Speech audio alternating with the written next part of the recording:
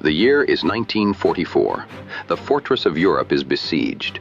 From the west, the white cliffs of Dover send forth a daily thunder of engines. From the south, the airfields of Italy launch their own armadas. But the heart of the enemy Reich lies deep, hidden behind hundreds of miles of flak towers and fighter squadrons. To strike the vitals of the German war machine in the east, the oil refineries of Poland, the marshalling yards of Hungary, requires a flight of extraordinary peril. Normally, a bomber drops its load and turns back, fighting its way home through the same gauntlet of steel it just survived. But the United States Army Air Forces have conceived a new geometry of war.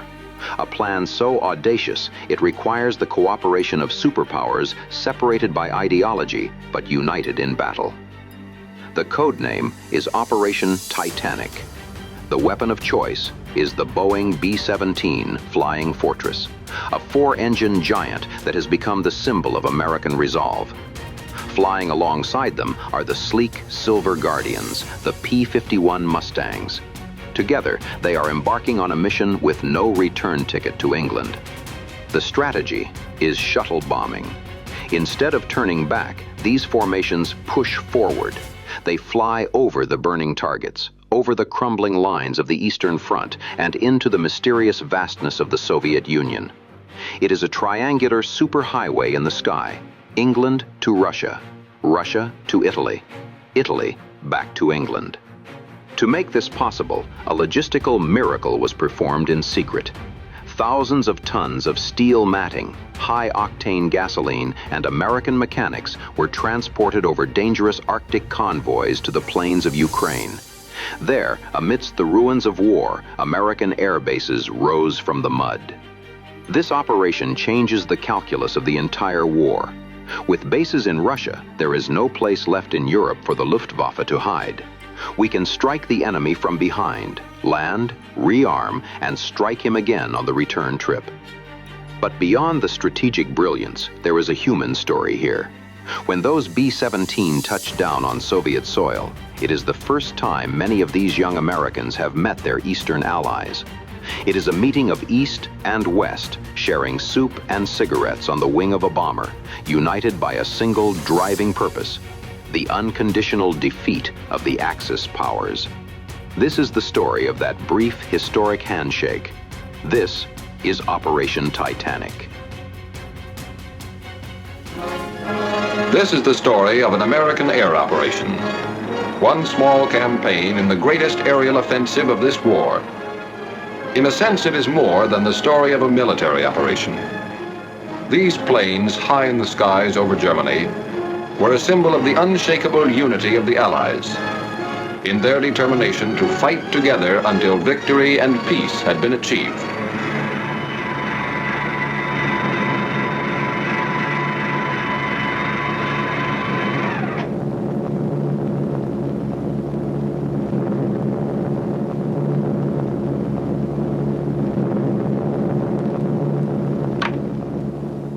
June 2nd, 1944. On this day, 650 American flying fortresses inflicted severe damage on German defenses along the invasion coast.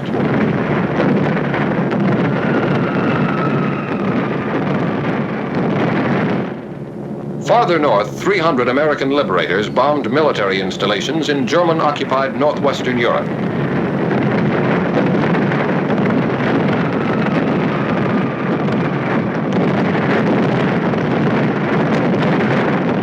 Flak was heavy over some targets. 8 of our planes did not return to their bases. On this same day, June 2nd, 1944, a task force of 150 flying fortresses, escorted by 70 fighter planes, attacked railroad and marshalling yards at Debrecen, Hungary. None of these planes returned to their bases on this day. June 21st, 1944. 300 liberators bombed the Focke-Wulf 190 engine factory at Bosdorf, Germany.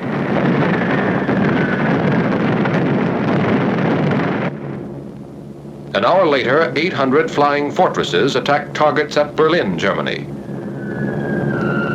Damage was inflicted on railway stations, freight yards, and factories. Bombs were also dropped on the ministries of war and propaganda, as well as Gestapo headquarters.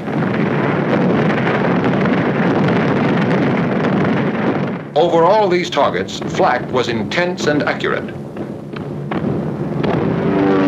Interception strong and determined.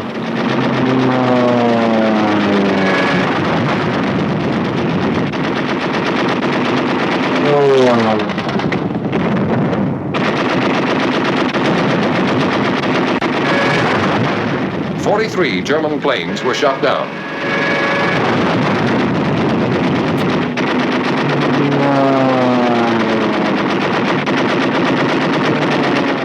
38 of our own planes did not return to their bases.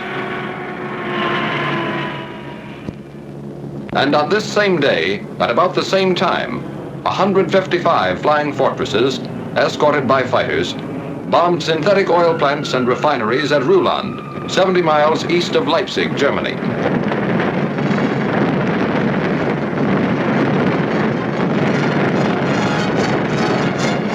As on June 2nd, none of these planes returned to their bases on this day. This was not a coincidence, and these planes were not lost in action.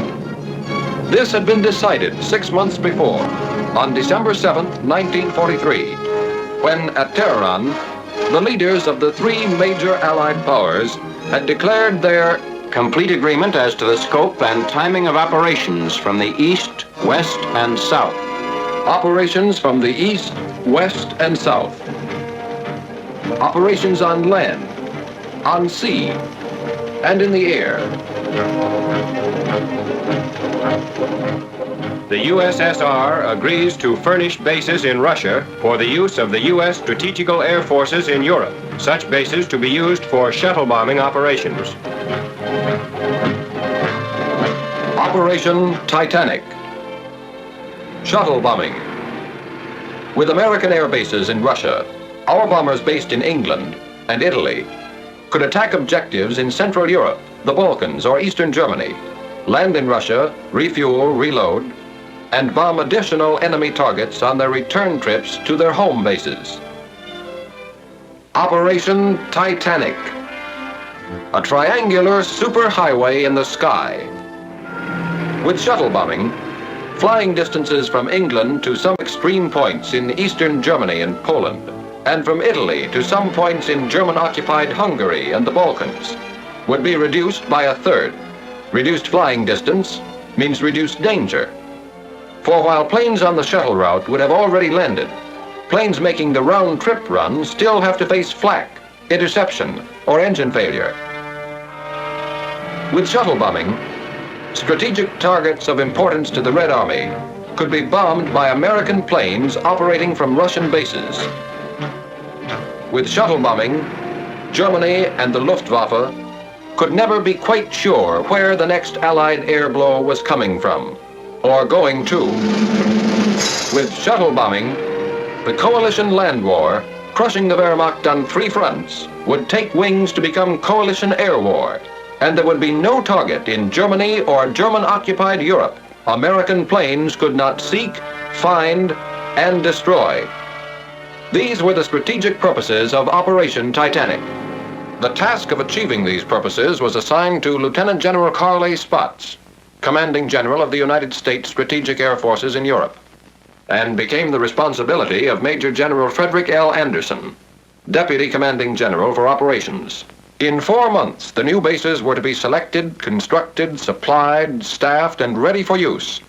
A problem in men, materiel, space, time, and secrecy, requiring food, gasoline, bombs, ammunition, trucks, jeeps, steel matting, and more than 20,000 tons of other equipment, to be shipped by convoy from Liverpool and other British ports through the North Atlantic and Arctic Oceans. 2,000 miles of submarine-infested waters.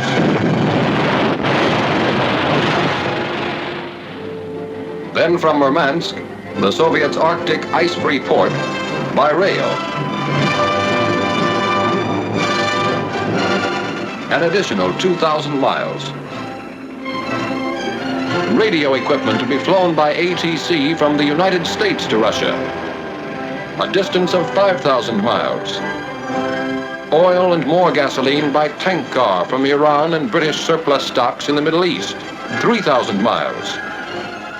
A task force of expert ground crews transported from the United Kingdom to Cairo through the South Atlantic and the Mediterranean. By rail from Egypt to Palestine. By motor convoy through the Holy Land and Iraq. Then up and over the snow-covered mountains of northern Persia to the southernmost end of the Russian Trans-Caucasian Railroad at Tabriz.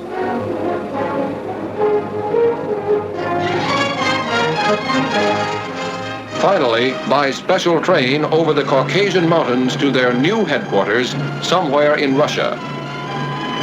A secret journey of more than 7,000 miles.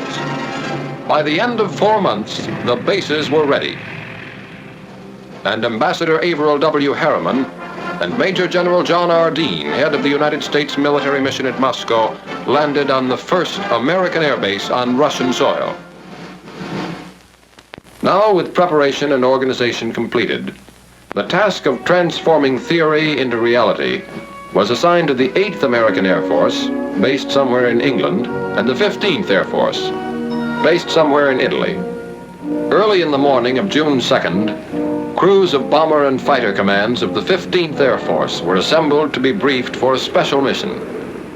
A special mission for pilots, navigators, bombardiers, and gunners. And finally, a special word of farewell from Major General Twining, Commanding General of the 15th Air Force. I do not have to impress you with the importance of this mission to the Russian bases. I'm sure you are fully aware of this important event. I would like to mention one thing about which you must be very particular. That is your conduct while at these Russian bases. Be soldierly and neat at all times. The Russian is a fine soldier who appreciates results and one who does not understand big talk. Wish you the best of luck. Goodbye.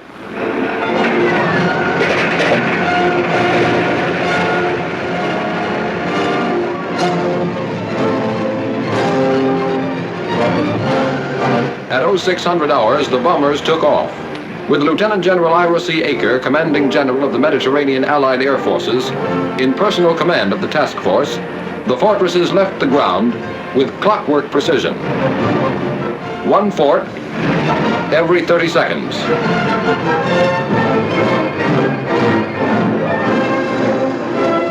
At 0630 hours, their fighter escort followed them into the air. 70 planes in 17.5 minutes. At 0730 hours, the bombers and the first relay of fighters made rendezvous over the Adriatic, and Titanic 1 was on its way. If the shuttle route to Russia was equally practical from England, was now to be proved by the 8th Air Force. 0100 hours, the morning of June 21st. Somewhere in England, Titanic 2. At 0530 hours, the heavily loaded bombers took off into the fog of an English dawn. 24 minutes later, the first group was in the air, heading northeast to the task force assembly point.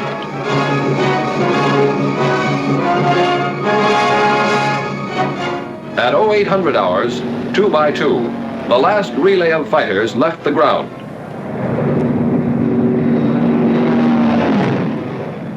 At 0930 hours, flying fortresses and Mustangs made rendezvous high over the German coast, and Titanic 2 was on its way. At 1200 hours, it dropped its bombs on the Ruland oil fields and continued to its new bases somewhere in Russia. That is why on June 2nd, and again on June 21st, American planes did not return to their bases somewhere in Italy or England. For on each of those days, their mission was still unfinished. In a sense, it had only begun.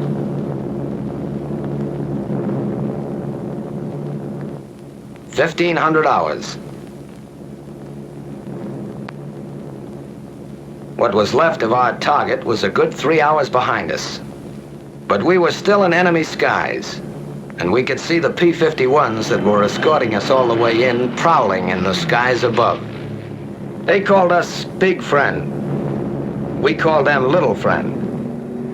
And it was a very pleasant feeling to have them around. About 1,600 hours, we saw our red-nosed little friends pull away. A couple of minutes later, our navigator, the little man with the big maps, made with the instruments, and gave us the good word. Navigator to crew. Navigator to crew. It won't be long now. We're over Russia. Over Russia. From the sky, all countries look alike. But this was friendly country. That meant no more flak, no danger of interception. Solid ground not too far away.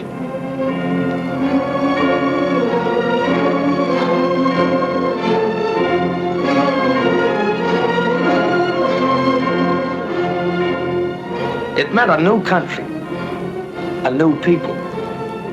Allies we'd heard about, read about, but never seen. How do you get along with people you can't even talk to? Would we like them? Would they like us?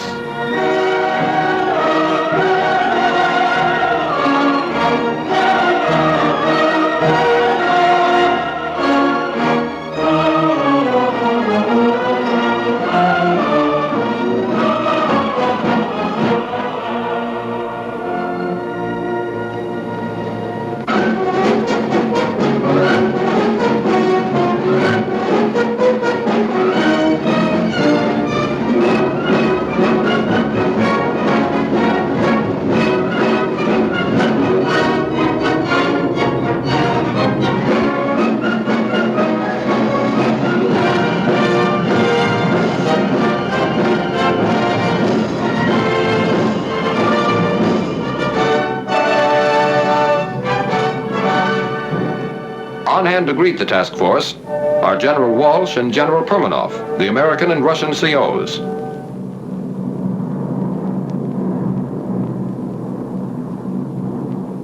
Coming in, Base X looked like any other American airfield.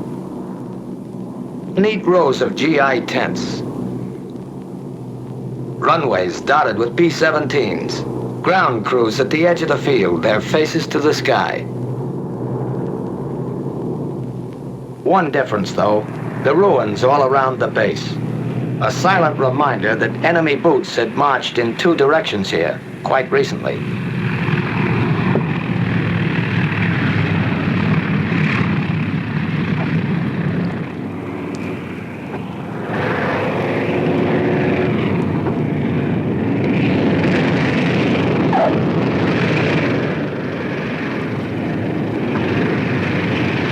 The forts follow each other down, a third of a world away from home. Wheels made in Akron touch steel matting made in Pittsburgh on an American landing field in Russia.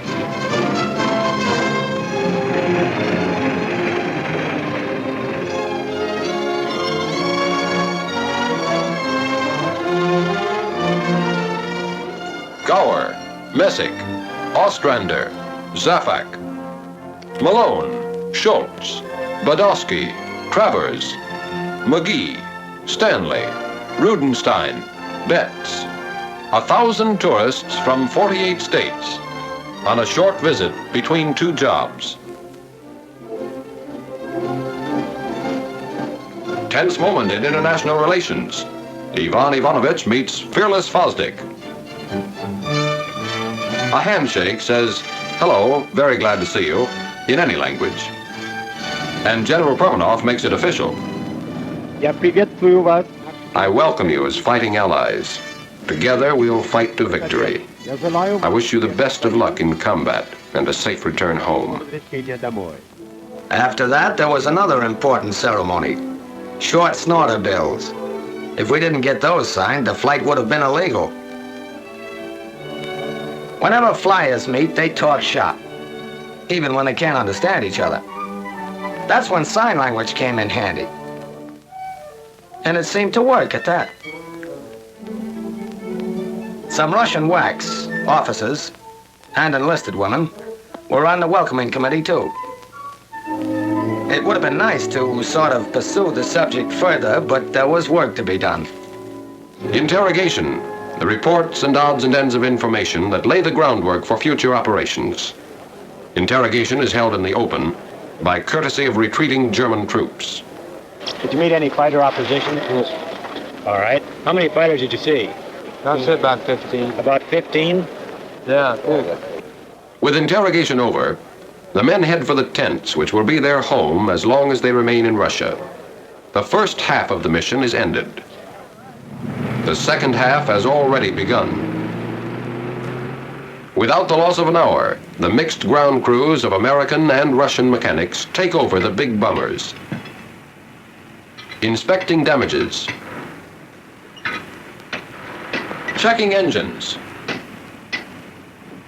Repairing equipment. Getting the fortresses ready for another trip.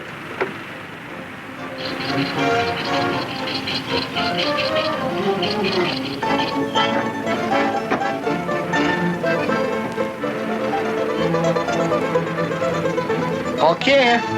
Spasiba. Kuchnia. Kuchnia stands for kitchen.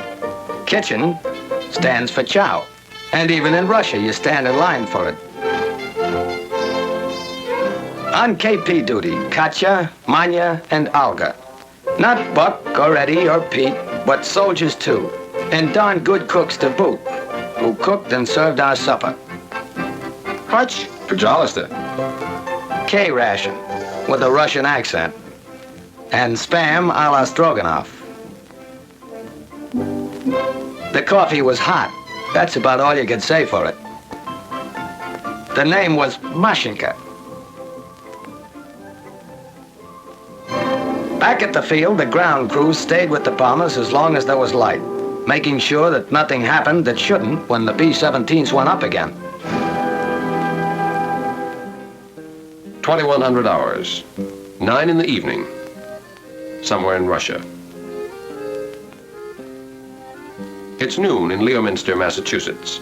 Lunchtime. It's 10 in the morning in Paragould, Arkansas. The sun is climbing high. In Los Angeles, California, the day is just beginning. The same day, just ending, somewhere in Russia. Small world.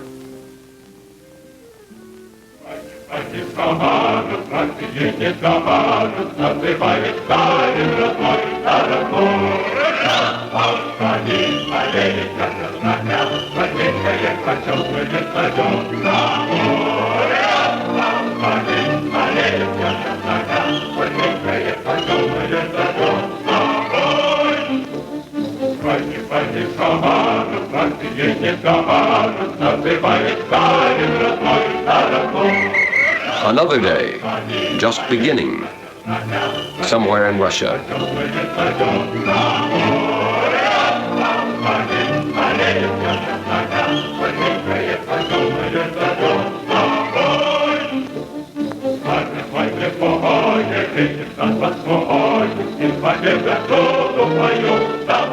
Another working day. Another day of war. At headquarters, American officers headed by Colonel, now General Albert A. Kessler, and their Russian colleagues plan the next mission.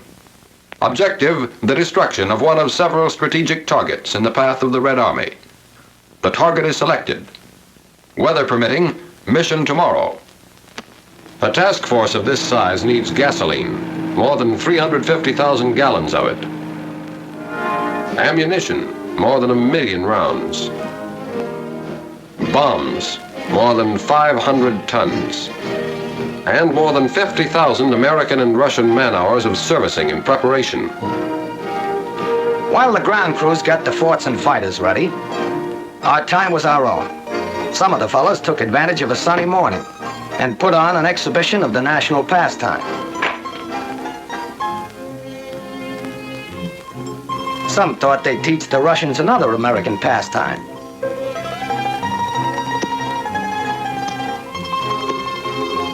And learned that others had taught too well before them. Some tried to bridge the distance home, to let the folks know their wandering boy was somewhere in Russia last night.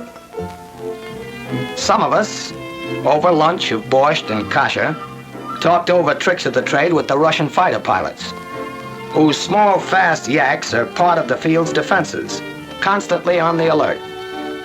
Some tried to preserve the more exotic aspects of Base X, like the American nurses that are stationed there, perfectly at home abroad. Some discussed with the Russians current events, literature, yes, sports. Like that? Yeah. And art. Some moseyed over to a nearby pasture and found out that milking a cow in Russia is no different than it is in Iowa.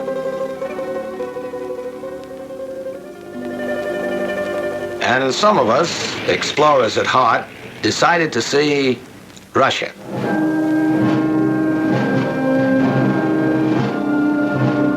The town near the base is a market center for the adjacent farming district, and a fair was held each year along its main street.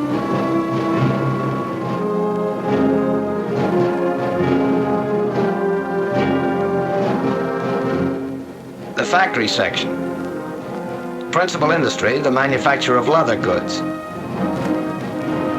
The Ukrainian Museum, well known for its collection of historical treasures and valuable objects of art.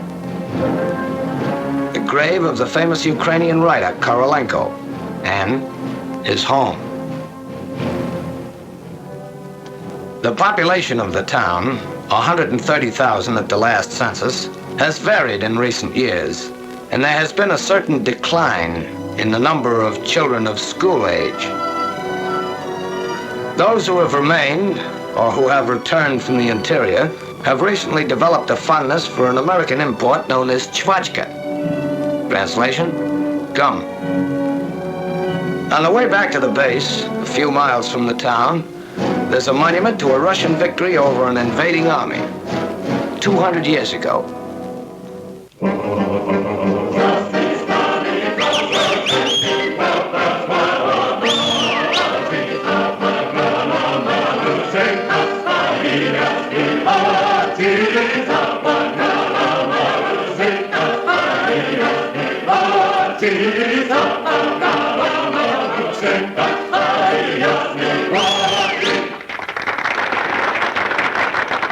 Следующий номер. Украинские народные песни в исполнении хора имени Шевченко. Next number. Ukrainian folk songs by the Shevchenko choir.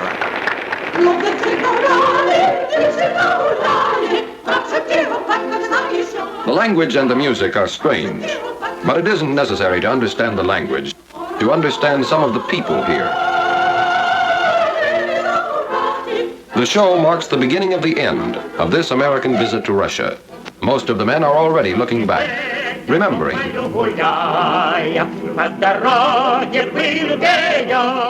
Lieutenant John Morris, navigator of Nanticoke, Pennsylvania, who has the Distinguished Flying Cross and the Air Medal with 4 clusters, was particularly impressed by the medals worn by the Russian soldiers. They don't wear ribbons like we do, but the actual medals. Practically every Russian soldier I ran into was loaded with decorations. Captain Percy W. Stressing, pilot of Rochester, New York, thought the show explained a lot about the Russian people. Those Russians sure like to sing and dance. One of the numbers was kind of a tap dance. I think the Russians resemble Americans in a lot of ways. They've got a great sense of humor.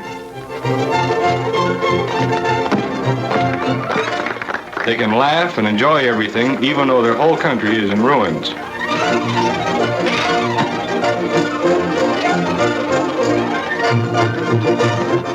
Major Samuel Davis, command pilot of Boston, Massachusetts. It was good to relax and listen to music and laugh. but you could never forget there was a war on here. Most everybody was in uniform. Men, women, even children. I saw a lot of kids who'd been through plenty of action. Some of them who had medals to prove it couldn't have been more than 10 and 12 years old. One of the other fellows told me he ran into one kid who'd been a sniper with the guerrillas and had 21 notches on his rifle butt. A sniper with the guerrillas at his age. Technical Sergeant Louis Zerlnik, engineer gunner of Brooklyn, New York, spent a lot of time with the Russian ground crews. Some of the men on the show, and quite a few around the base too, have been wounded as much as 3 or 4 times. They were working on the base for a rest before going back into combat. Those Russians sure have funny ideas about resting. Staff Sergeant John E. Gagan, tail gunner of Paterson, New Jersey. The show was pretty good. As far as I could see, everybody liked it, including General Aker. He was sitting in the first row with General Permanov or something like that, the Russian base commander. Lieutenant John Mackenzie, bombardier of Paragould, Arkansas. Something I'll remember for a long time were the Russian kids. You got the feeling some of them never had a childhood. They had such old faces. They were pretty shy, most of them, but they seemed to like us.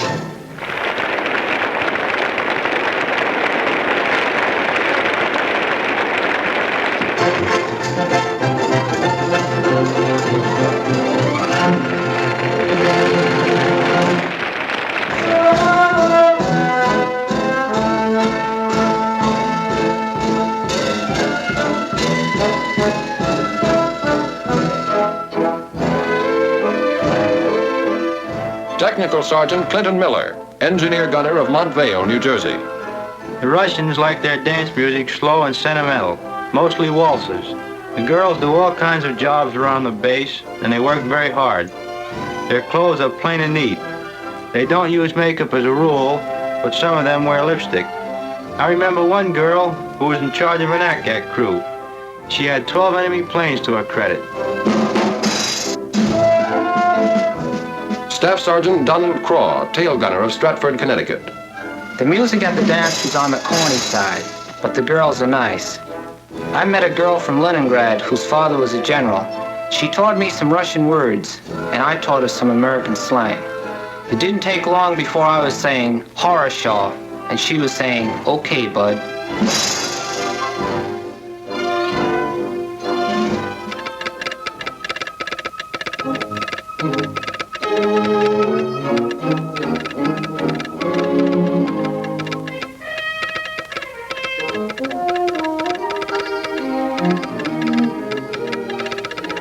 Weather? Okay. Takeoff, 0900 hours. Taxi out, 0845. Stations, 0840. Briefing, 0600 hours. Briefing. 0R 1320. Your altitude will be 22,000 feet, which is your bombing altitude. The place will be the target. Target for today. It may be a locomotive works in Poland, an aerodrome in Hungary, an oil field in Romania, or a tank factory in Germany itself. Whatever the target, today's mission will prove again that no objective in German Europe is secure from American bombers. Your group and wing assembly will be at 12,000 feet over the base. Your bombing altitude will be 22,000 feet. We'll pick up our fighter escort over the front at 11:43. Target time, 13:20. Gas load, 2,700. Bomb load, 10 500-pound GPs. Bomb load, 10 500-pound GPs. GP, general purpose. General purpose, to reduce the enemy's mobility, to disrupt his lines of communication, reinforcement, and supply, to destroy his war machine at its very source, his mines, his mills, his factories, and to deliver a message.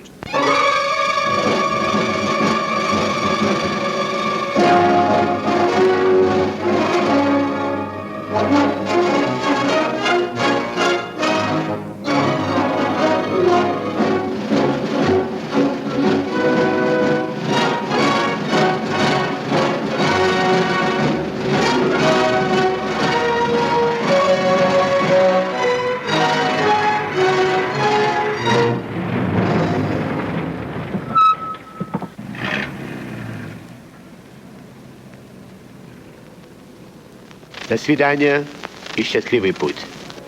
That means good luck. We'll be seeing you.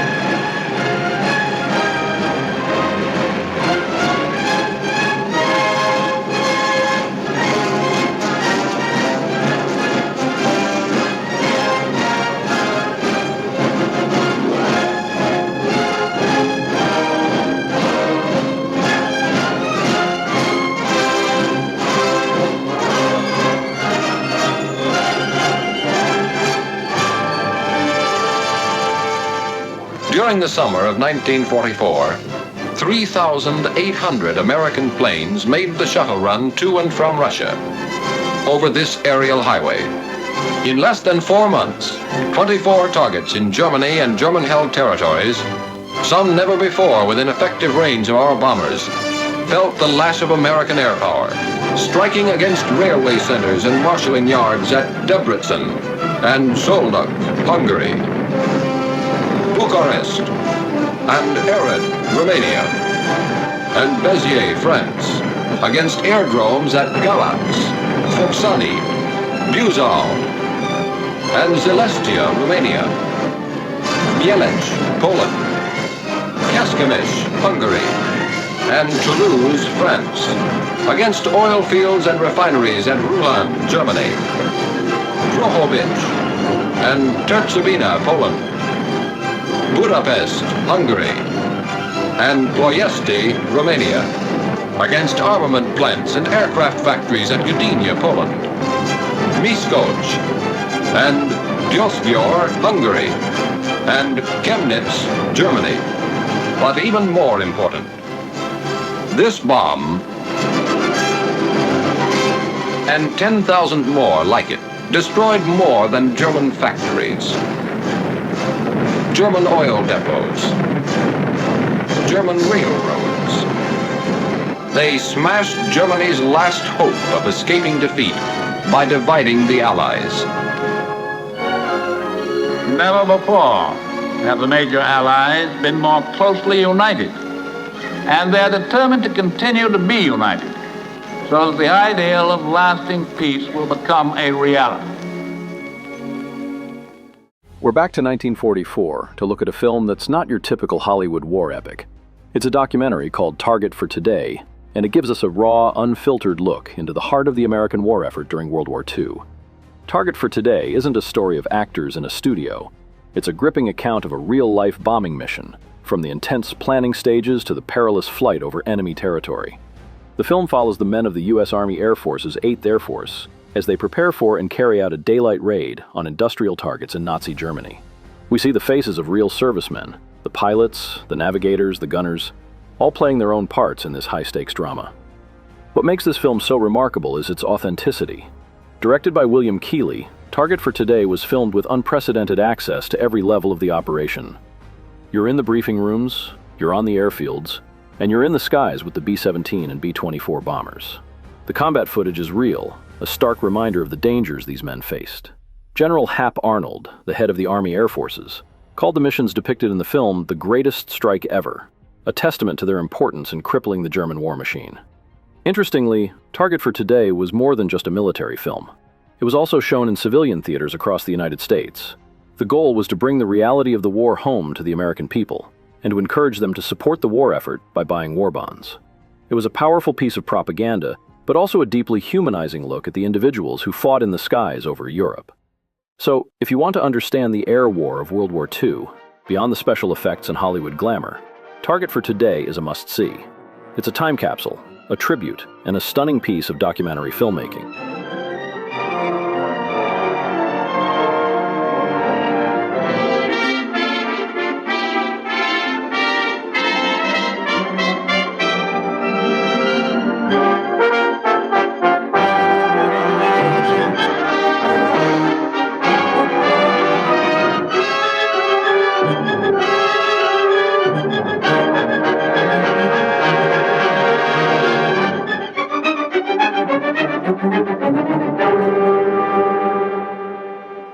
Almost 3 miles below this formation of American flying fortresses, there lies Marienburg in East Prussia.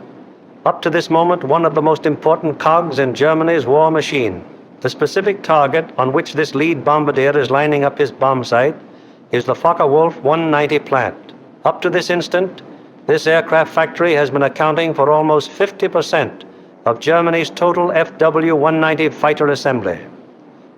Bombs away. Tons of bombs rain down in a tight pattern of destruction. This, remember, is no area attack. It is an assault on one single target, and any bomb that falls outside that target has failed to achieve its purpose. The assembly of fighters in this Focke-Wulf factory has come to a sudden and violent end. To many, the bombing of Germany probably seems to be little more than a series of capricious adventures, one attack unconnected in any way with the one that preceded it or the one that will follow it. It is easy for the average citizen to envision the positions of ground armies because of maps like these, which make the positions of the contesting forces quite clear. It is harder to express so graphically the progress of a bombing program. Yet there is a real line in this battle of Germany, not a geographical front, but an industrial one. In the British Isles, there are the Allied air forces. On the European continent, we have Regensburg, Marienburg, Bremen, Oschersleben, Warnemünde, and Kassel. These are the major German fighter assembly plants, and as such are actually the center of Germany's industrial defense line. However, these are only the places where the aircraft is assembled into the finished fighting machine. Component parts for German fighters are made at Anklam. Here's a real line in this battle of Germany, not a geographical front, but an industrial one. In the British Isles, there are the Allied air forces. On the European continent, we have Regensburg, Marienburg, Bremen, Oschersleben, Warnemünde, and Kassel. These are the major German fighter assembly plants, and as such are actually the center of Germany's industrial defense line. However, these are only the places where the aircraft is assembled into the finished fighting machine. Component parts for German fighters are made at Anklam, the Weser-Flugzeugbau Works at Bremen, the Great Hedderheim Propeller Works near Frankfurt, the Aircraft Tire Factory at Hanover, the CAM ball bearing plant at Paris, and the ball bearing factories at Schweinfurt. Obviously, an assembly plant can't operate if other plants aren't building the parts from which the enemy planes will be assembled. Holz produced 29% of all German synthetic rubber production and is in fact responsible for 18% of our entire supply of rubber, natural or synthetic. At Bochum, there's a great steel plant producing high-grade aviation steel. Herøya, up in Norway, is a great producer of aluminum and magnesium, metals which figure importantly in aircraft production. At Ham, there are great railroad marshalling yards, having a capacity of 10,000 freight cars a day. Much of the tonnage handled here is closely connected with the manufacture, assembly, maintenance, and repair of enemy aircraft. And so it is all over Germany and occupied Europe. Everywhere there are plants and installations that contribute directly or indirectly to the making of German aircraft. Industrial bastions which must first be ripped apart before the enemy's armies can be destroyed.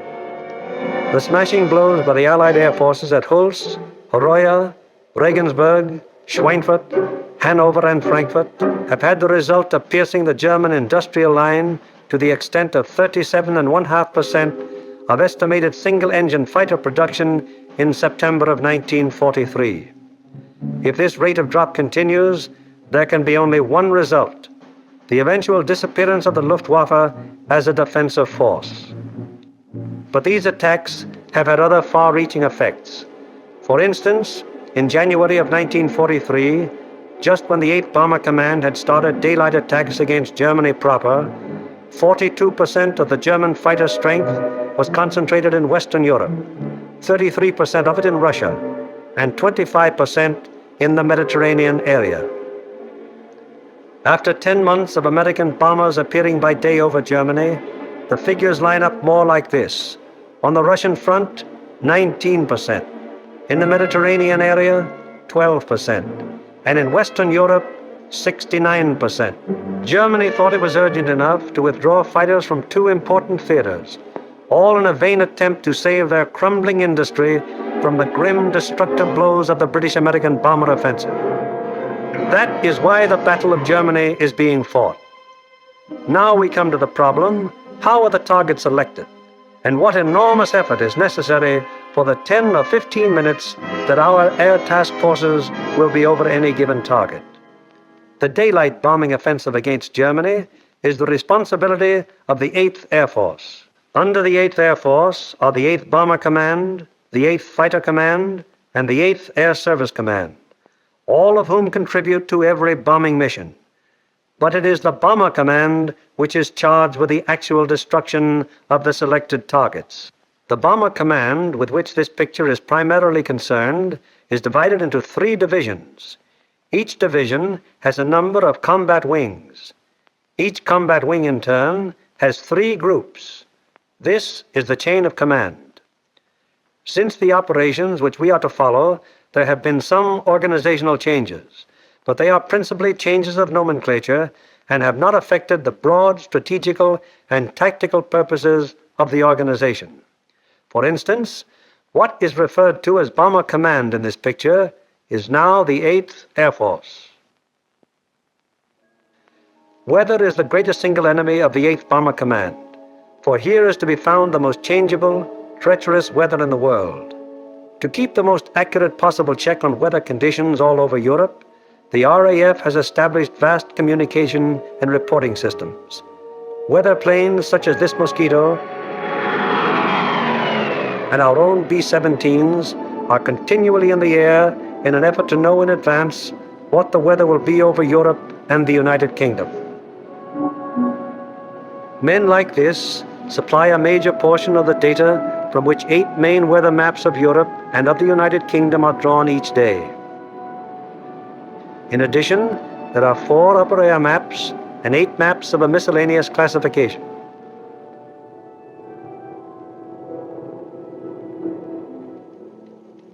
In this room, all weather information is collected, coordinated by the RAF, and sent out by teletype to every responsible command.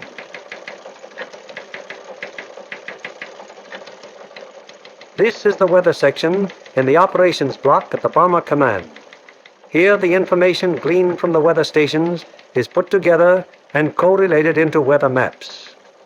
Accurate predictions must be made as to the direction and speed of the wind, downward and forward visibility, temperature, humidity, possible icing conditions, and probable atmospheric pressure at the bases, en route, and over the target.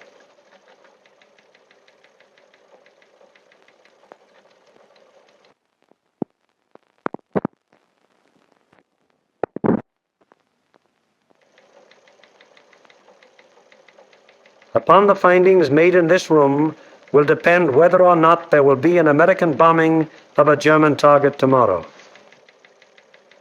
This is the operations room of the Bomber Command. Here is where the wheels are put in motion for any American bombing attack. Right now, the officers you see are waiting for the commanding general's morning conference. They are the A3, or operations officer, the operational intelligence officer, a weather officer, and other members of the staff.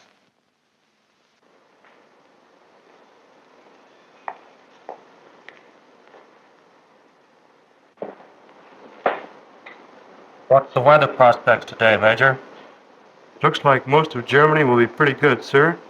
But we have a warm front approaching from down here, which we do not expect to affect the bases until late in the evening. How's the weather at Anklam? At Anklam, sir, we expect 2 to 5 tenths of low cloud and small amounts of middle and high cloud above 18,000 feet. Visibility 6 to 8 miles. How about Marienburg? At Marienburg, 2 to 4 tenths of low cloud, little or no middle or high cloud. Visibility 6 to 8 miles. What will it be at Danzig and Gdynia? At Danzig and Gdynia, sir, 2 to 5 tenths of low cloud, 2 to 4 tenths of high cloud above 23,000 feet. Visibility in there about 5 miles. Give me the map of Anklam and the picture of the aircraft factory there. Yes.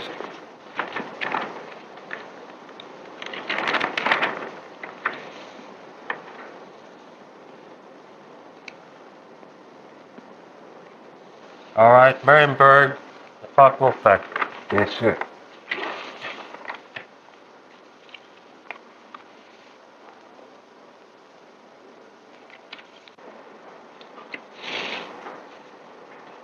We will attack Marienburg with 2 combat wings, Anklam with 2 combat wings, shipyards of Danzig with 2 combat wings, and the port facilities at Gdynia with 2 combat wings. That will require a maximum effort.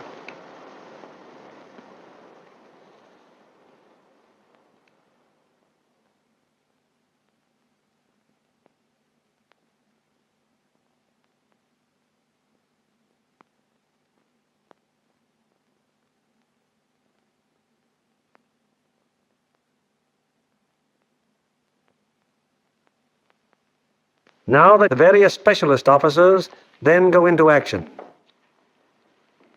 This is the operational intelligence section. Here are target files containing complete information as to the type, construction, and vulnerability of the targets. This data is gathered both from photo interpretation of aerial pictures and from confidential ground sources. On the basis of this information, the aiming point for the attack will be selected. The aiming point is a building or installation in the approximate center of the target.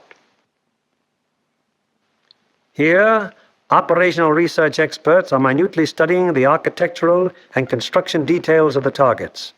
It will be their duty to recommend, on the basis of studies previously made, the types of bombs and the proper fusing to accomplish the greatest possible destruction of the objective. These studies of the Arado factory at Anklam are immensely important, since the nose and tail fuses of the bomb can be adjusted to give varying degrees of delay between the time of initial impact and the explosion. For example, an improperly fused bomb would react something like this. Result: very superficial damage that may hardly even cause delay in production. On the other hand, here's what happens when a properly fused bomb strikes the same factory. 2 bombs of exactly identical weight and explosive power have totally different effects because one was fused properly and the other was not. It is the responsibility of the operational research section to determine proper bomb fusing. Here, the commanding general and the operations officer are working out the overall planning of each of the missions with the staff bombardier, the staff navigator, and the flak officer. This is a complex business because of the multiple nature of the attack. We'll attack Anklam 1 hour before we attack the other targets. That should draw most of the German fighters on the Anklam force. The Anklam force is big enough to take care of itself. You mean along the same course, sir? No, send them a little south. They'll act as a better diversion. This would be the best place across the coast from the standpoint of pilotage. But, sir, the flak concentration at that point is quite heavy, the heaviest along the coast. We could rather move them a little further south, where the general suggests, and they would not run into flak difficulties at that point. How is that for the navigation viewpoint? Well, that's a very good landfall, sir. All right, we'll cross at that point, and you adjust the flight times accordingly. Take care of it, Darrell. Yes. While this is going on, the various liaison officers stationed at Bomber Command headquarters are busy keeping their respective commands acquainted with the course of events.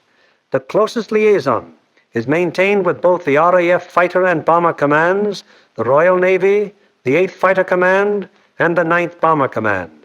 It is through these liaison officers that requests will be made for the necessary fighter support, diversionary effort by the medium bombers, air-sea rescue patrols, and so on. Officers at Fighter Command immediately look up Plan number 2340 to find out what part the fighters are expected to play in the next day's operations. Similarly, the 9th Air Force is informed that Bomber Command intends to lay on Plan number 2340. It will be the duty of the mediums to attack enemy airfields at a time that will cause maximum interference with German attempts to intercept the heavy bombers. Right now, weather officers are getting ready their forecast for the General's late afternoon conference, where final decisions will be made. Right in there as planned. Yeah, it should. Should be okay. Thanks. Good night. Bye. Does your morning forecast still hold? Yes, sir, there's practically no change in the situation, and we still expect the base weather to hold up for return. Send out the field order exactly as planned. Yes. Get me the 1st, 2nd, and 3rd divisions on a conference call, please. Already with your conference call. Go ahead, please. Can you scramble? Okay. Over. Okay, over. Over. Okay, there's a mission tomorrow. Maximum effort with 5 task forces. The 1st task force, comprising 6 groups of the 1st Division, will hit 3948. 3948. Secondary, 8731. 8731. Last resort, 9009. 9009. The 2nd task force, comprising 5 groups of the 3rd Division, will hit 6848. 6848. Secondary, 6424. 6424. Last resort, 5381. 5381. The 3rd task force will comprise 4 groups of the 2nd Division, which will hit 6424. 6424. Secondary, 5381. 5381. Last resort, any industrial target of importance in Germany. Okay. The 1st and 3rd Divisions will each dispatch 1 air.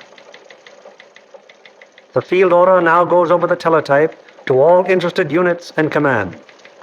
The first step has been taken in the sequence of events that will finally result in bringing our planes over the targets and discharging their bomb loads.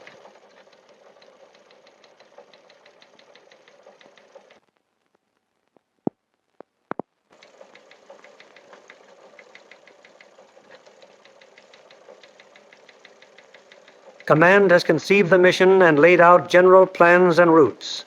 Division now plans in detail what command has ordered. The actual time of assembly of the various task forces is determined. The combat wings are assigned to their specific task forces, and the routes from assembly to rendezvous points and the target are charted. Many considerations go into the selection of the routes. Here is the commanding general of the 1st Division, which you will remember has 2 targets for tomorrow, Anklam and Gdynia. Control point here at 0 hour. Another control point here for the northern unit, 0 plus 40 minutes. The other friendly... From that timing, where will that put our northern force at the time that our southern force hits the IP? The northern force should be about the east coast of Denmark at that time, sir. It looks like we're going to catch all the fighters on the southern force, aren't we? Looks very much that way, sir. I think we'd better bend that route around so it's headed toward Berlin.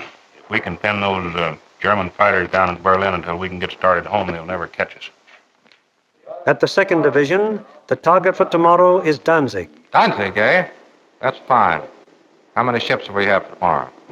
Well, sir, if you recall, General, on our last mission we had heavy battle damage, and not all those aircraft are repaired yet.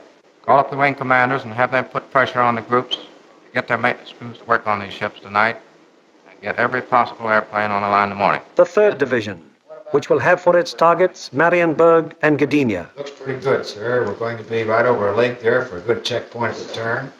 Going in against the sun. The sun will be at our back, sir. defenses at the target. Major Frost, what about the flak defenses? Sir, at the upper target, there are 24 guns. That approach is good. The lower target isn't defended by heavy guns.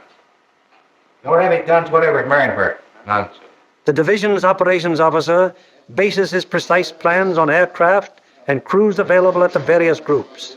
He then calls the combat wings to give them advance information before the field order actually arrives. Operator, give me combat wings for conference, please. Okay. Scramble, over. Okay. Over. Over. For tomorrow, 1st Bomb Division will be called on for 2 task forces. First task force will be made up of 2 combat wings on targets 3948. 3948. 8731. 8731. Last resort 9009. Lead group in this task force. Okay, ready to scramble? Over. Okay. Over. There'll be a mission tomorrow, and I want 2 groups from each combat wing. The target will be primary 6424. Secondary 5381. 5381. The last resort will be any industrial target of importance in Germany. Okay.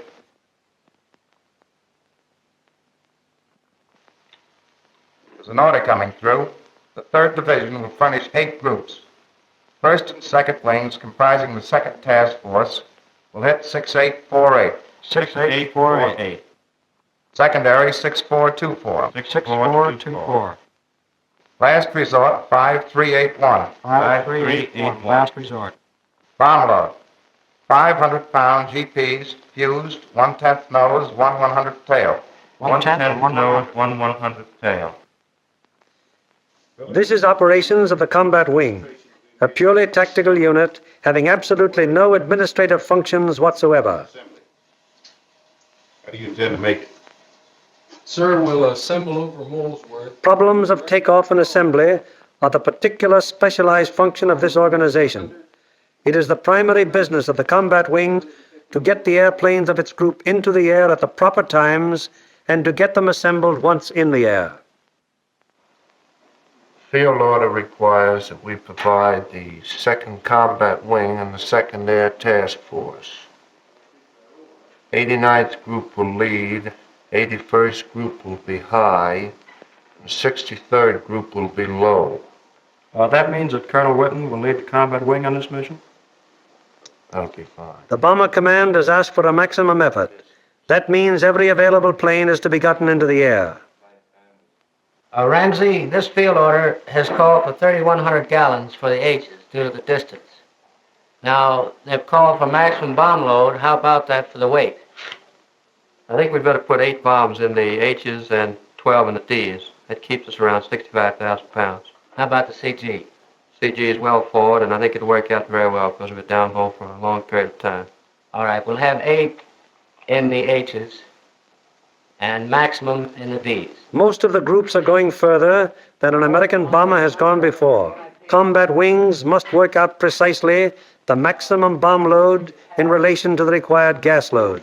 Decisions made in this and other matters are added to the division's field order and passed on to the groups, the ultimate tactical unit, to the men who get the planes in the air and fly the mission. On the basis of the alert telephoned down to the group by the combat wing, the various agencies necessary to get the planes airborne on their mission wheel into action. Intelligence, operations, weather, signals, group navigators and bombardiers have the grave responsibility of passing on and making clear to the combat crews the vital target and route information furnished by Bomber Command and Bomb Division. The proper information folders, maps, weather maps and charts, and photographs have to be selected by the various group officers, and then the information therein passed on to the crews. In dispersal areas, ground crews are getting their planes in condition to fly the mission. The normal work of keeping an airplane fit for operation is enormous, even in peacetime. When you add to this already great job the element of battle damage, the problem becomes gigantic. Engines, wings, propellers, controls, wiring, fuel system, oxygen system, the 1,001 elements that go to make up the complex mechanics of a heavy bombardment plane all must be kept in perfect shape. The failure of any one of them on a mission can easily mean the loss of the plane and its personnel, or at best, such a failure will cause the plane to abort. That is, return to its base without having reached the target. It was originally estimated that about 37.5% of planes on hand would be effective at one time. However, the maintenance and repair has been so magnificently performed that sometimes up to 50% of planes on hand have been effective.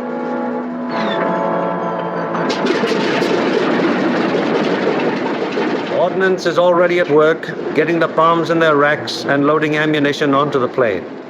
These are 100-pound incendiaries.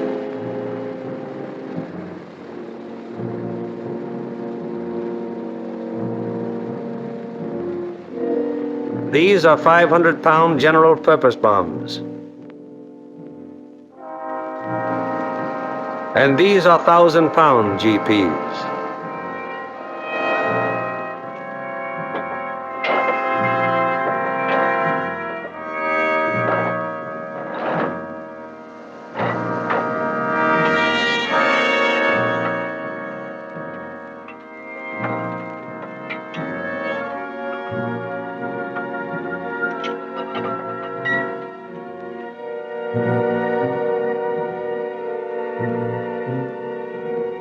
The bombs have to be placed in their racks very carefully. One bomb sticking in its rack through careless placement might make a whole mission useless so far as that individual plane goes.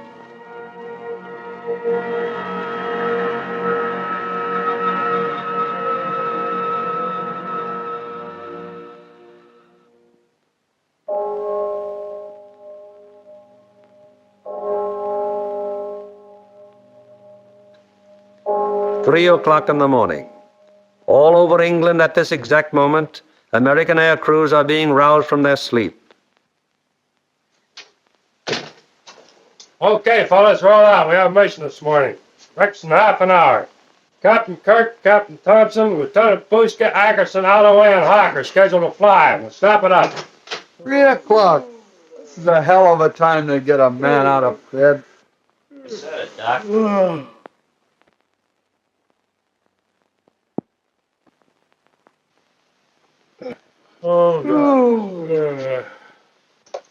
Come on, you drips, out of bed, breakfast in half an hour. Come on, Nick, rise and shine. All right, you dodos, let's go. This is it. Okay, fellas, let's go. Come on, Swifty, get it up. Let's go. Go, you guys, hit the deck. Breakfast at 4, briefing at 5. Let's go. That's fine, just when I had a 48-hour pass coming up. Can't you guys? You're running my beauty sleep. Through the cold of the English early morning, the combat crews go to their mess. They have no idea where they're going yet, but they know they'll be taking off in about 4 hours.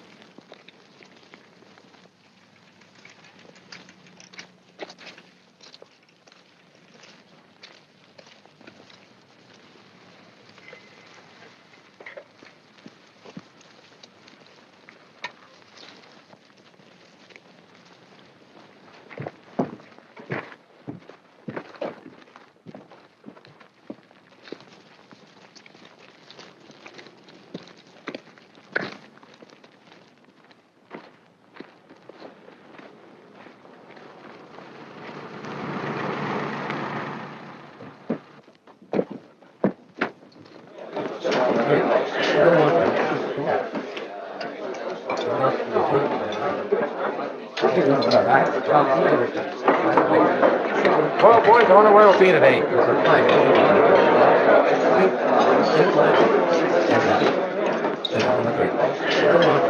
How do you figure those Jerrys will be today? What do you think, Dub, to be shooting at us?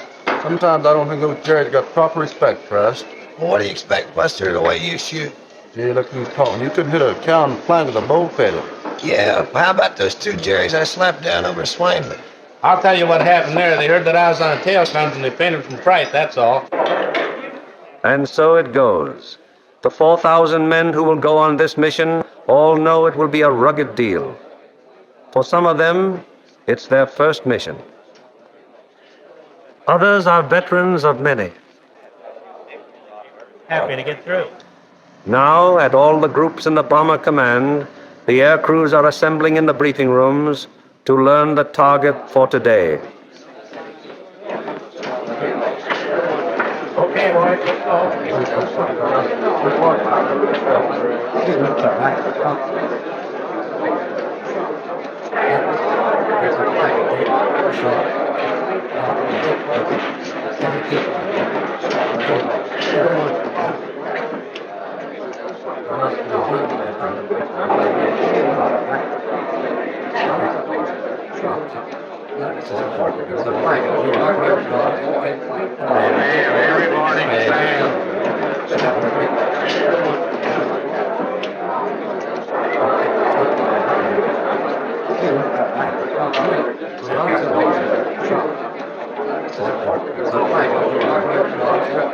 This is the briefing room of the 303rd Group.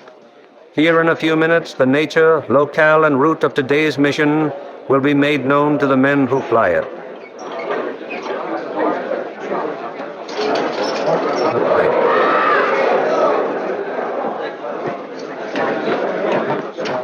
Target for today is Ankman. Specifically, you are to destroy the Arado factory. This plant manufactures aircraft components, principally wing and tail assemblies for the Focke-Wulf 190. The parts are then shipped to New Brandenburg for assembly. I cannot stress upon you too much the importance of this target. If it is successfully destroyed, it will have a very serious effect on Germany's aircraft production. Lights, please. Your IP is on the northwest side of New Brandenburg. Your heading on your run-up will be 45 degrees true. Immediately after your turn, you have an aerodrome on your right, almost directly north of the town. You should be able to pick out Friedland, 6 miles to your right and halfway between your IP and the target. Along this route, you should be able to see the main line railroad and the main road. From Friedland, the main road moves in toward your run-up and goes into Ankman, but the railroad terminates at Friedland. Shortly after passing Friedland, you will see a peculiarly formed wooded area on the right of your course. From here, pick out the aerodrome slightly southwest of the city and the intersection of the main railroad and the Peene River just outside of the town to the north. Night target map.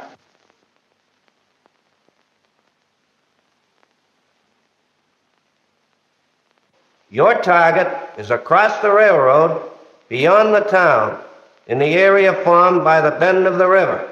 And now a picture of the target. This group of buildings here is your target. This building will be the aiming point. If your bomb pattern is concentrated in this area, it should very effectively knock out the factory. Lights, please.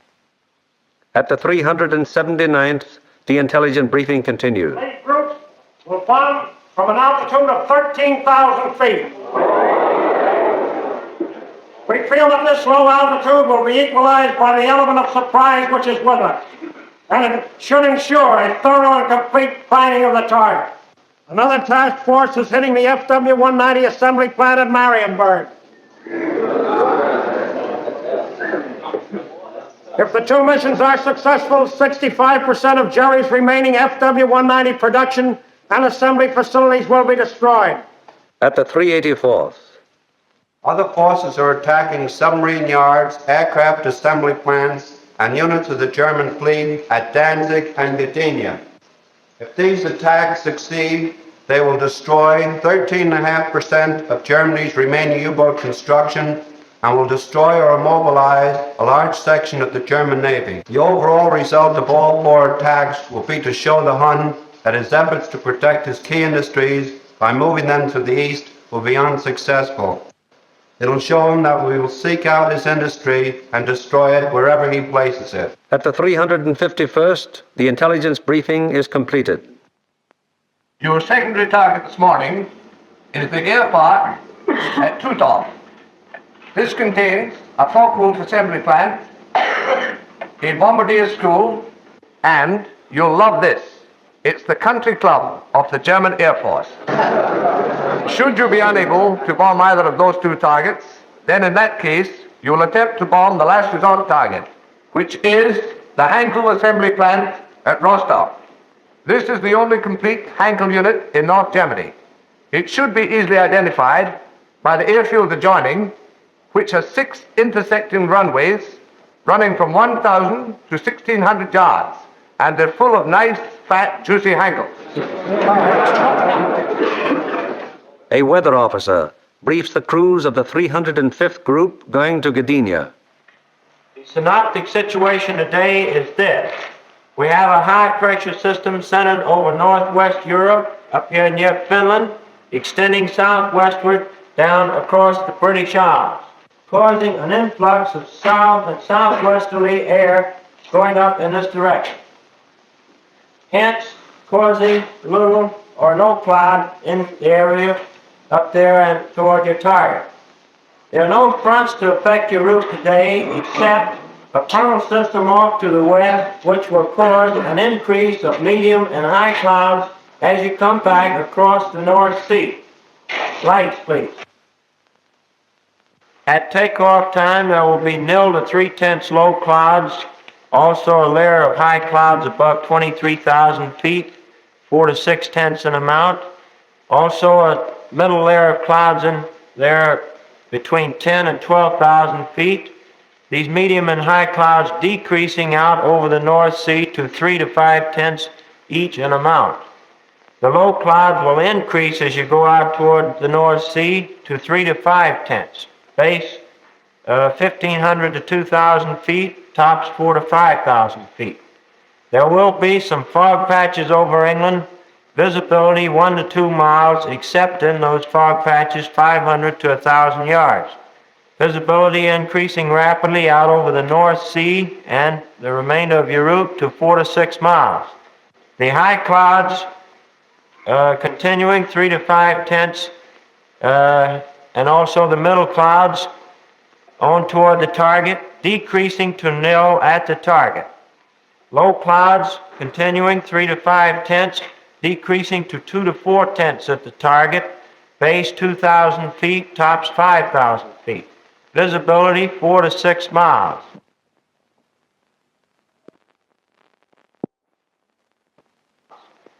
The temperature at bombing altitude, minus 26 degrees centigrade. The freezing level on your route out, 12,000 feet over the North Sea with light rime in the middle clouds. As you return back to base, that freezing level will lower to about 7,000 feet, continuing light rime in your middle clouds. Now on the return route, weather will be very similar to your route out, except your clouds increasing in amount as you proceed back across the North Sea. Base on return, visibility 4 to 6 miles. A flak officer briefs the 389th Group of the 2nd Division going to Danzig. Gentlemen, this morning, because we are going to cross the Danish coast at such a relatively low altitude, we've planned the route so as to avoid as much flak as possible. At any rate, any flak that you do encounter will be merely a deterrent in nature. However, you can expect heavy flak batteries at a place where we make landfall here at Namindegab, about a mile south of course. Also, there are known to be other heavy batteries 8 miles south of course there on the coast at Penn. Other batteries are known to be located here at Korsor, 20 miles south of course, on the island of Skellefteå. From then on to the target, you will have very little flak. Now, while you're crossing the coast and when you're over aerodromes and cities in Denmark, you are advised to take evasive action. Now then, when you get to the target itself, your anti-aircraft fire from the ground will be known to be supported by fire from naval units. Now, for those of you who have never been fired on by a naval unit, I want to add that naval units can put up a hell of an intense barrage, and you want to look out for it. An operations officer briefs the crews of the 94th Group of the 3rd Division. This group is leading a formation to Varianceburg today. The 880th will be high group and the 764th will be low group. Bomb load of each ship will be 3 1,000-pounders, use 1/10 nose and 1/100th tail. Get that, bombardiers. You'll also carry 5 M47A incendiaries. You'll have full Tokyos, 1,000 gallons extra. Takeoff will be normal, assembly 1,000 feet over the field. After takeoff and assembly, proceed up this line to this point. This will be your combat wing assembly line. You'll leave the coast at this point here, that's Squadron 15. Let's not have any stooging around over England, it's a long haul. The 57th Combat Wing will follow us today at a 3-mile interval. Now to the 95th Group. B-26s will be hitting the Lille area and the lowland at approximately 0 minus 40 minutes. One group of T-47s will strike the Warden area and join us for escort on the way out, joining us approximately at this point here. All other forces are using approximately the same route today. Just one point, that the Anklem force will probably pass us coming out as we're on our way in. You should see plenty of air activity. Let's hope that most of it is ours. The climb will commence at the English coast, climbing at 150 miles an hour, 100 feet per minute. We should reach bombing altitude approximately at the Danish coast, and under no circumstances should the Danish coast be crossed at less than 12,000 feet. We will drain Tokyos as soon as possible. We should have plenty of gas. We figure approximately 400 gallons overload. At the 100th, the operations briefing is completed. Flag loose formation today, with groups echelon to the right. Still a point 75 miles from the enemy coast, where normal combat wing formation will be assumed. For visibility, everybody use Aldous lamp. The Royal Navy will be out patrolling the sea routes, so any crews that have to ditch will probably be rescued very quickly. Commanding General of Bomber Command asked us to put out a special effort today, so let's give it to him. The commanding officer of the group invariably has a few words to say. Men, the going's going to be rough.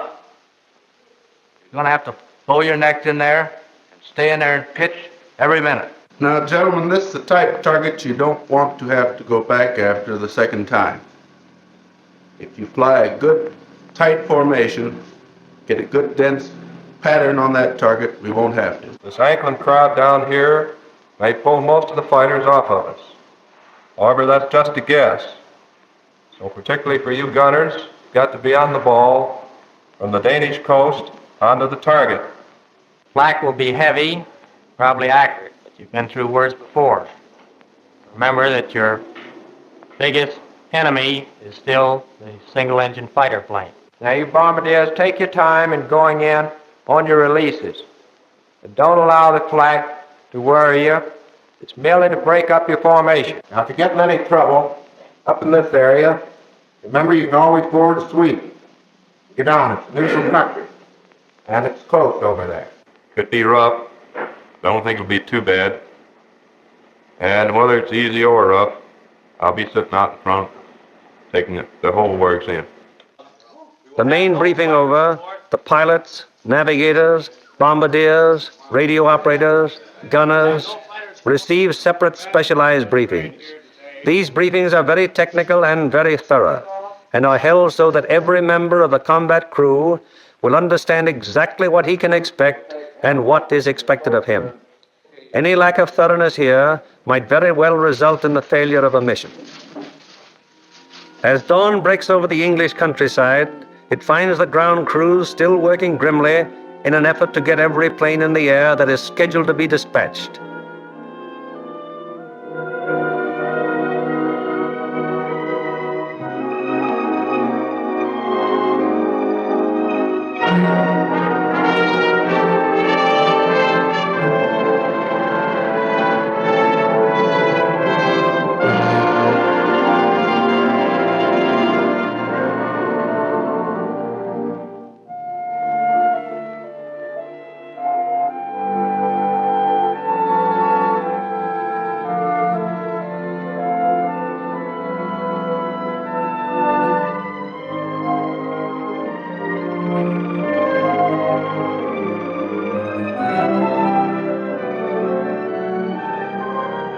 These men take as fierce a pride in their planes as do the air crews.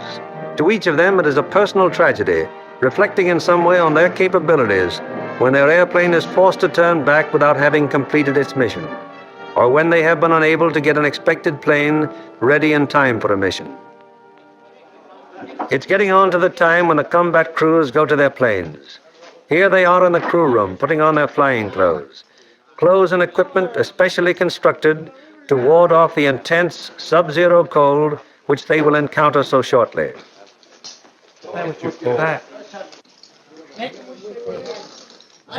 All air crew members receive escape kits containing equipment that will help them get back to safety if they are forced down in Germany or in occupied territory. The pilots, co-pilots, navigators and bombardiers are also issued battle folders containing the maps which will be of such vital importance to them in the prosecution of the mission. The men turn in all personal papers and valuables, which might serve to give the enemy information in case of capture.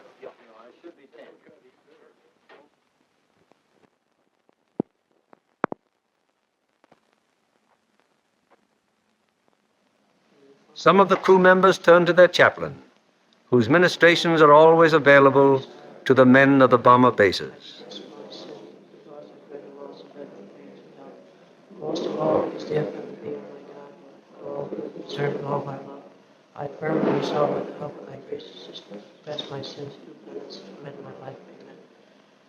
Miserere bestoni potens Deus et mysticas vestis perica posa vitam aeternam. Amen. Indulgentiam absolutiam visam peccatoris Domini.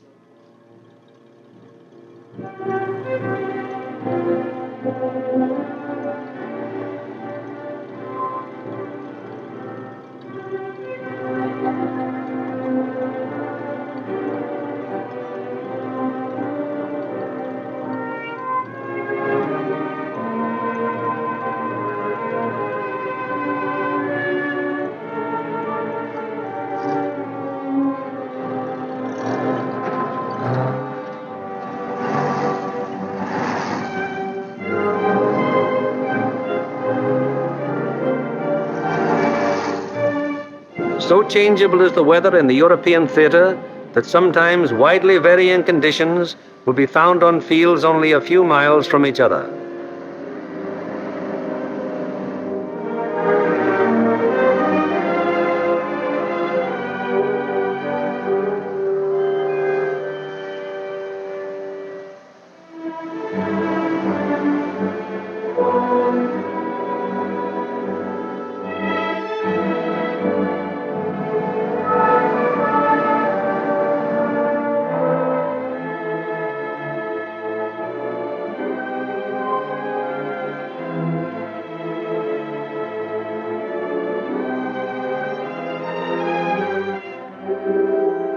And now the last briefing of all, the final intimate conference around each airplane as the pilots recheck the details of the mission with their crews.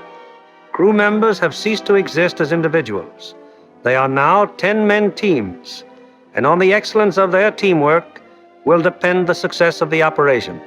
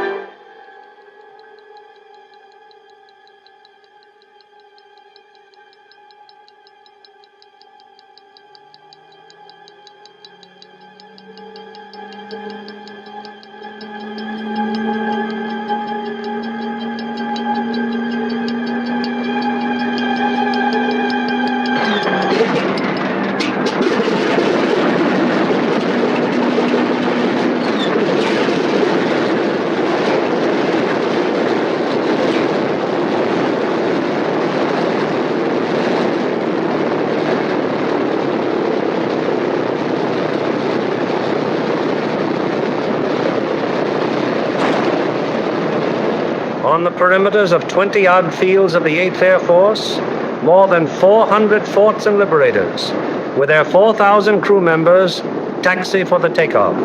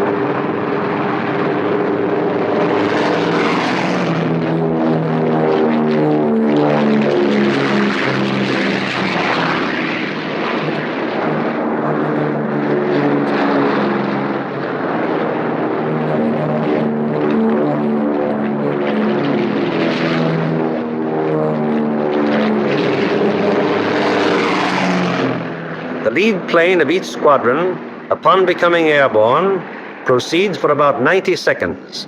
It banks sharply to indicate its turning point, then goes into a slow left turn. Each successive plane in the element turns as soon as the pilot sees the plane in front of him turn. The element of 3 planes levels off at 1,000 feet and returns parallel to the takeoff runway at a distance of about 2 miles. Here the elements start to assemble into squadrons of 6. Continuing to circle the field, the squadrons then go to 2,000 feet, where the group assembly takes place.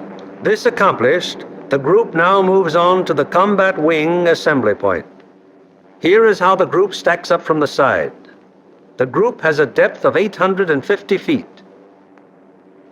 This is how the group looks from above. In the lead squadron, the second element is flown with the nose of the leader slightly behind and to the right of the right wing aircraft, first element. The lead plane of the high squadron flies even with the lead plane, second element, lead squadron. The second element of the high squadron flies with the leader's nose just behind and to the left of the left wing aircraft, first element. Here is the group as an enemy fighter pilot sees it, from head on.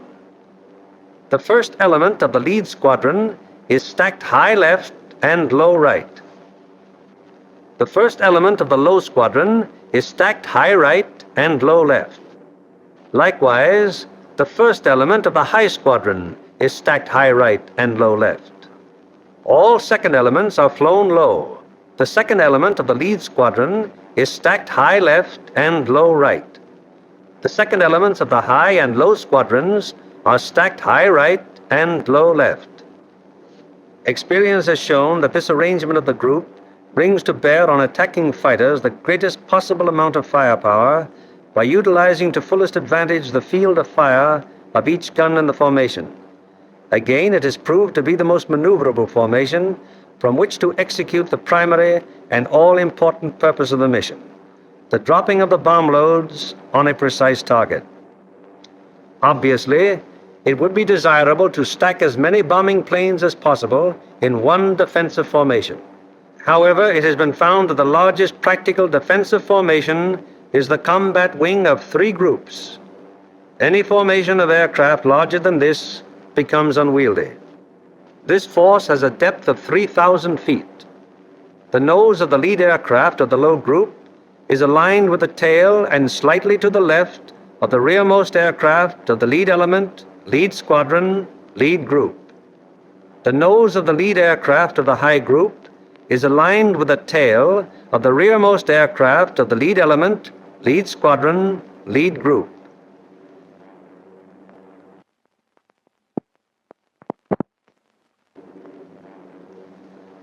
The combat wing having been assembled, they now move on to make rendezvous with the rest of the task force.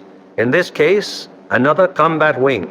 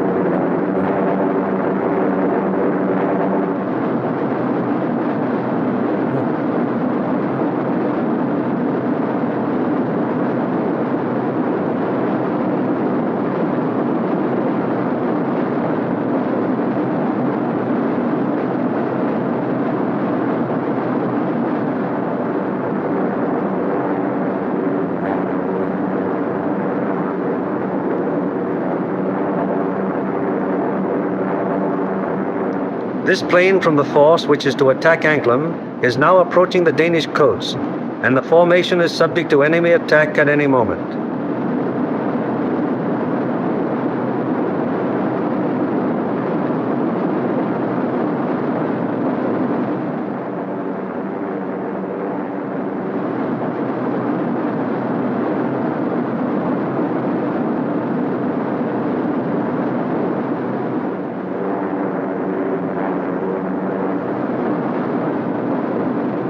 Charlie doing his twirl again. Wish I had something like that to play with. You guys wouldn't know what to do with a turret if you had one. Took 6 months to teach you how to pull a trigger. Well, they taught us anyway. All right, fellas. Can the small so I can keep the intercom open. It is now 10:30 hours, and Denmark has been penetrated to some distance without any great opposition as yet. So far, there has been only some light and inaccurate flak at the coastline. Some flak guns have opened up on us.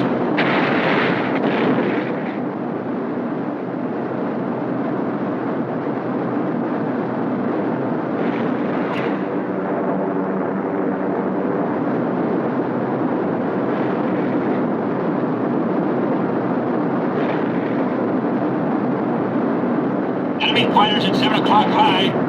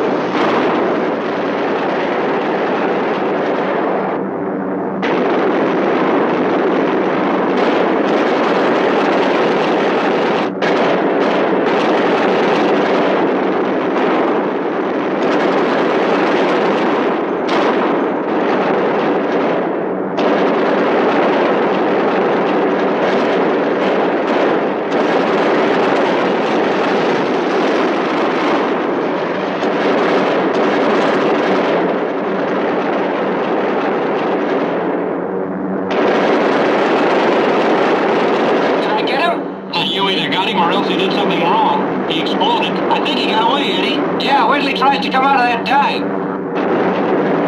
Joe, you're firing when they're too far out. Let them get in closer. Closer. Kiss that last guy. It was all my time.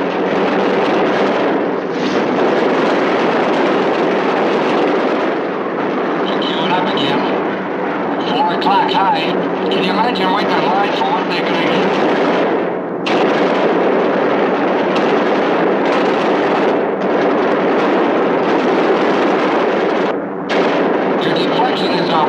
You're firing behind them. That's not me, that's unconscious up in the top turret. Unconscious just knocked down another one. Stretch 1 Heavy 109. I see it in flames at 2 o'clock level. There goes the pilot. Geez, Watson, you let that guy slip right past you. What do you want me to do? Throw him to the enemy? It's Jim.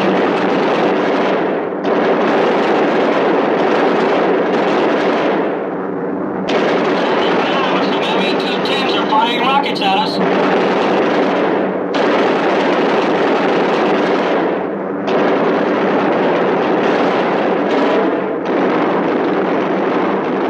From 10:30 on, the Anklam formation has to contend with constant German fighter attack from all levels and all clock positions. During this time, the gunners aboard the fortresses knock down fighter after fighter. However, the gunnery of the forts, no matter how sensational it may be, is only to ensure the successful performance of the mission. It is not the job or purpose of forts or liberators to seek out action with enemy fighters. They merely defend themselves against enemy fighter attack so that they can destroy their target and bring their crews back safely to their home bases.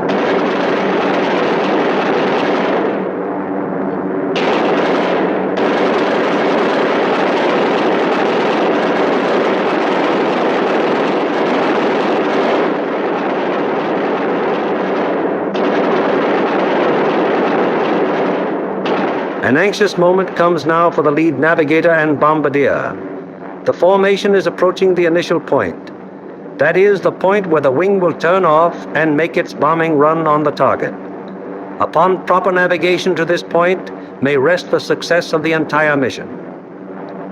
Pilot to left waist gunner. We're over the IP. Release flares. Waist gunner to pilot. Roger. Once the combat wing has reached the IP, it breaks up into 3 component groups, for the wing formation is too unwieldy for a unit bombing operation. As the IP is reached and the lead airplane of the lead group is about to make the turn, it fires 2 red flares, spaced 5 seconds apart. Then the group makes its turn onto the run-up. The low group goes on straight ahead for 20 seconds, then makes its turn. The high group proceeds for 20 seconds beyond the low group's turn, Then it turns on to the run-up.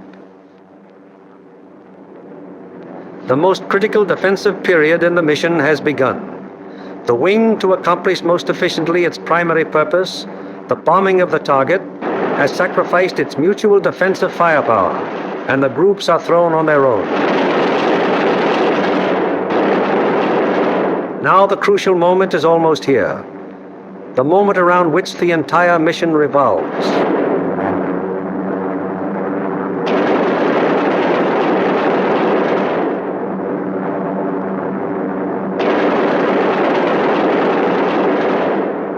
Pilot to Bombardier. Your ship. Bombardier to pilot. Roger. Bombardier to crew. Bombay doors open. Pilot to radio operator. Camera on.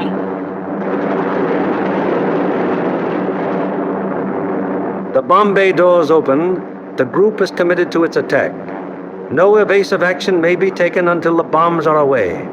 And at this time, the formation is most vulnerable to attack, both from flak and enemy fighters.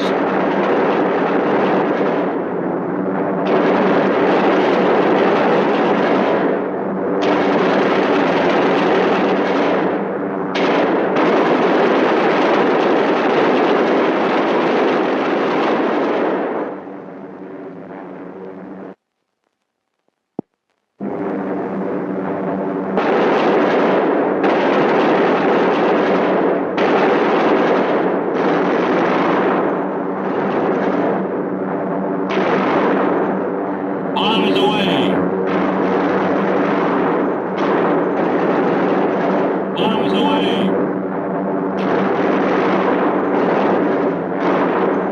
Bombs away. Bombs away.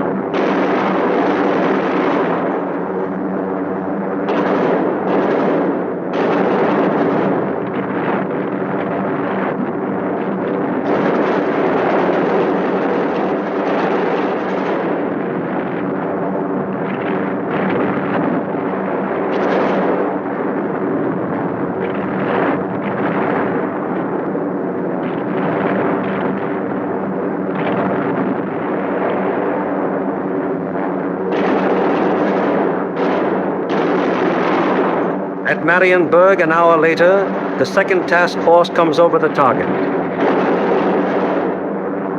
Bombs away.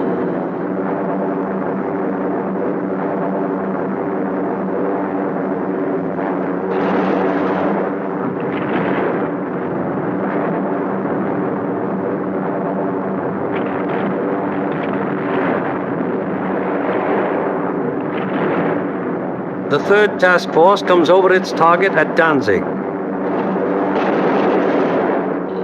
Bombs away.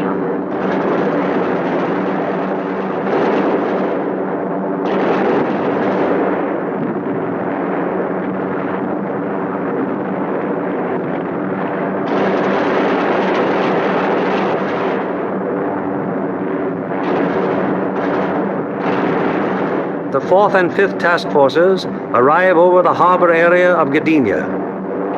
Bombs away.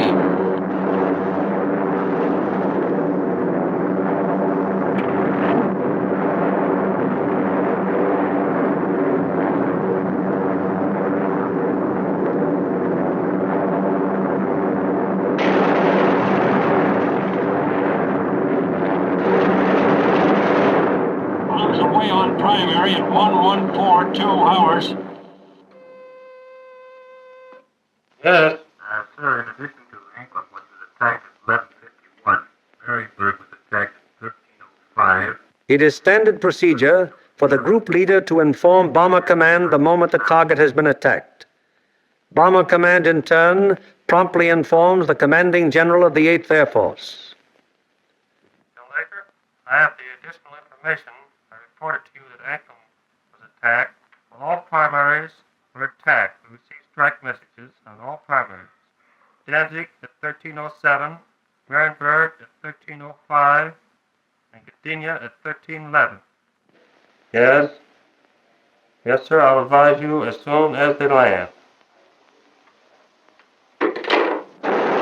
After getting bombs away and closing the bomb bay doors, the groups can now defend themselves again, at least to the extent of evasive action against the flak and fighter attack.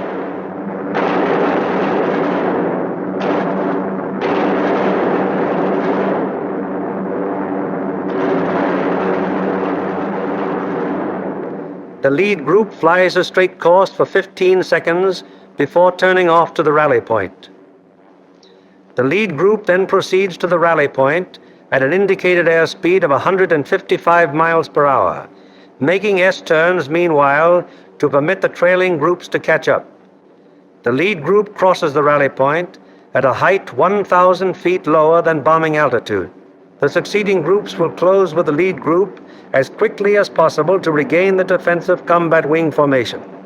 The following groups need not necessarily pass exactly over the rally point in regaining wing formation. In the meanwhile, the Marauders take off to fulfill their part in the day's operation.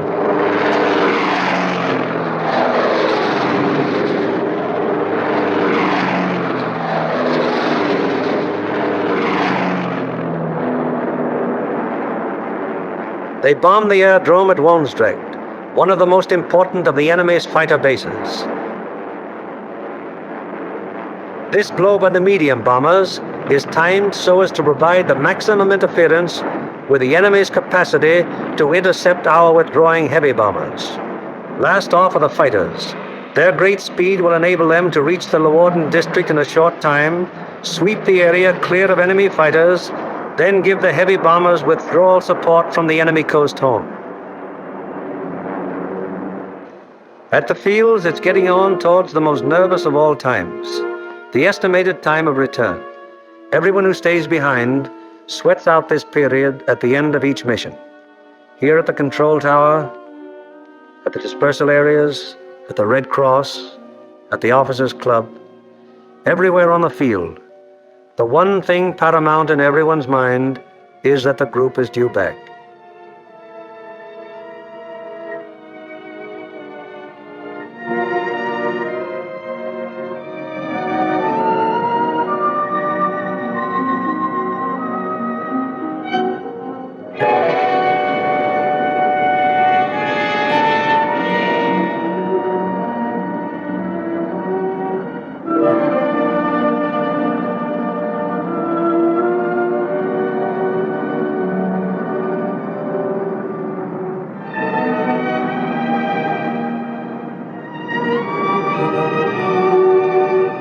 "18 went out to attack the target. How many have returned?" 1, 2, 3, 4, 5, 15, 16.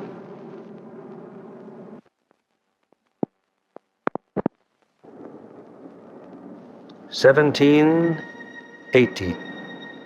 18 dispatched, 18 returned. 23 dispatched,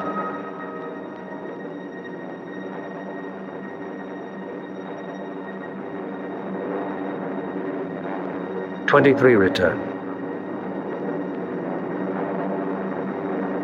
However, there are other groups which weren't so fortunate. 18 dispatched, 17 returned. 20 dispatched, 19 returned. 20 dispatched, 14 returned. 19 dispatched, 18 returned. 20 dispatched, 10 returned. 18 dispatched, 8 returned.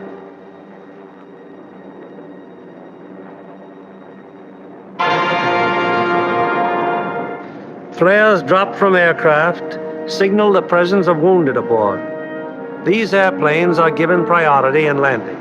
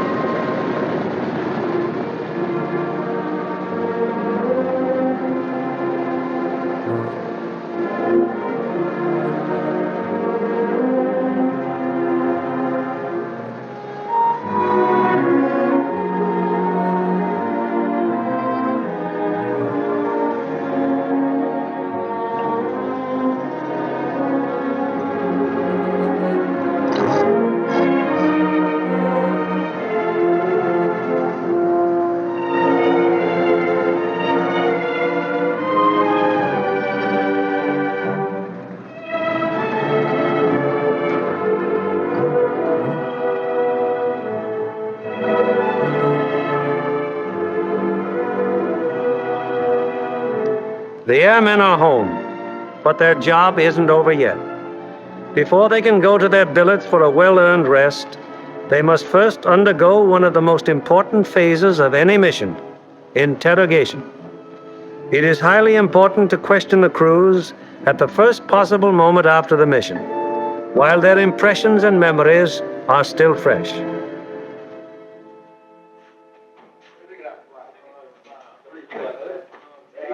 Crews who have anything of immediate importance to report go at once to the hot newsroom. Well, boys, how are they? Well, come along. Not too tough. Best bombing job we've ever done. Good, good. Somebody in trouble? Yeah, we saw one B-17 go down there just before we made landfall. Where was that? Well, that was at 5240 north. 5240, yes. 1 degree, 50 minutes east. 0150 east. Yes, and what time was it? That was at 1524. And was that a G-fix? That was a G-fix, yes. And we had the radio operator get on the MFDF section. He sent in the coordinates of the fix. Good. And I had my radio operator turn on his IFF to emergency when we saw it go down. Okay. And what happened? Well, the ship went down, apparently under control, and saw it hit the water. Yes, I was looking through the glasses, and I saw 2 dinghies come out, and 10 men, apparently all okay, Major. Good. And what altitude were you? We were at 5,000 feet at the time. Okay, anything else? No, settle up for a cup of coffee. It's waiting for you, boys. Thank you.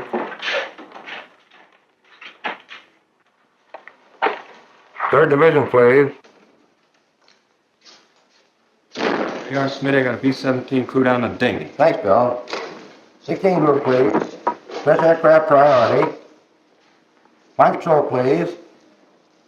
16, bomb division here. We have a B-17 reported fixed at 52 degrees, 30 minutes north, 1 degree, 30 minutes east. That's right. He was seen to ditch, yes. He was seen to ditch at 15:24 hours by the reporting aircraft. 2 dinghies were seen to break out, and 10 men got into them. The reporting aircraft was at 5,000 feet. Yes, that position's an MF fixed. Okay, 16. Thank you.